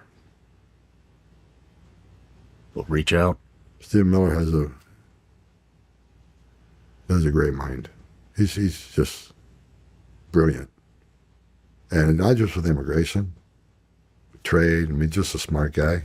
I think he'd have an interesting conversation. I would love that. Maybe you can help me reach him. Perfect. I'll see him in the morning. All right. Well, Tom, I just want to say it was an honor to interview you. And Pete Hegseth, number 4. Pete Hegseth, I'll work on him. He's been on before. Pete has? So was President Trump. But I'll do it again. When was President Trump on? I think it was August. No, you got to get him now. All right. Look at what he's doing. Put in a word for me. Look what he's doing right now. Now you need to talk to him. All right. It's changing the world. We'll do what we can. Right, man. All right.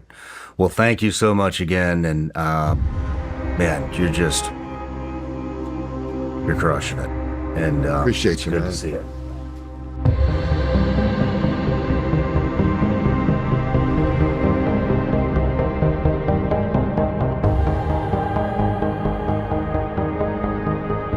No matter where you're watching Sean Ryan Show from, if you get anything out of this, please like, comment, subscribe, and most importantly, share this everywhere you possibly can. And if you're feeling extra generous, please leave us a review on Apple and Spotify podcasts.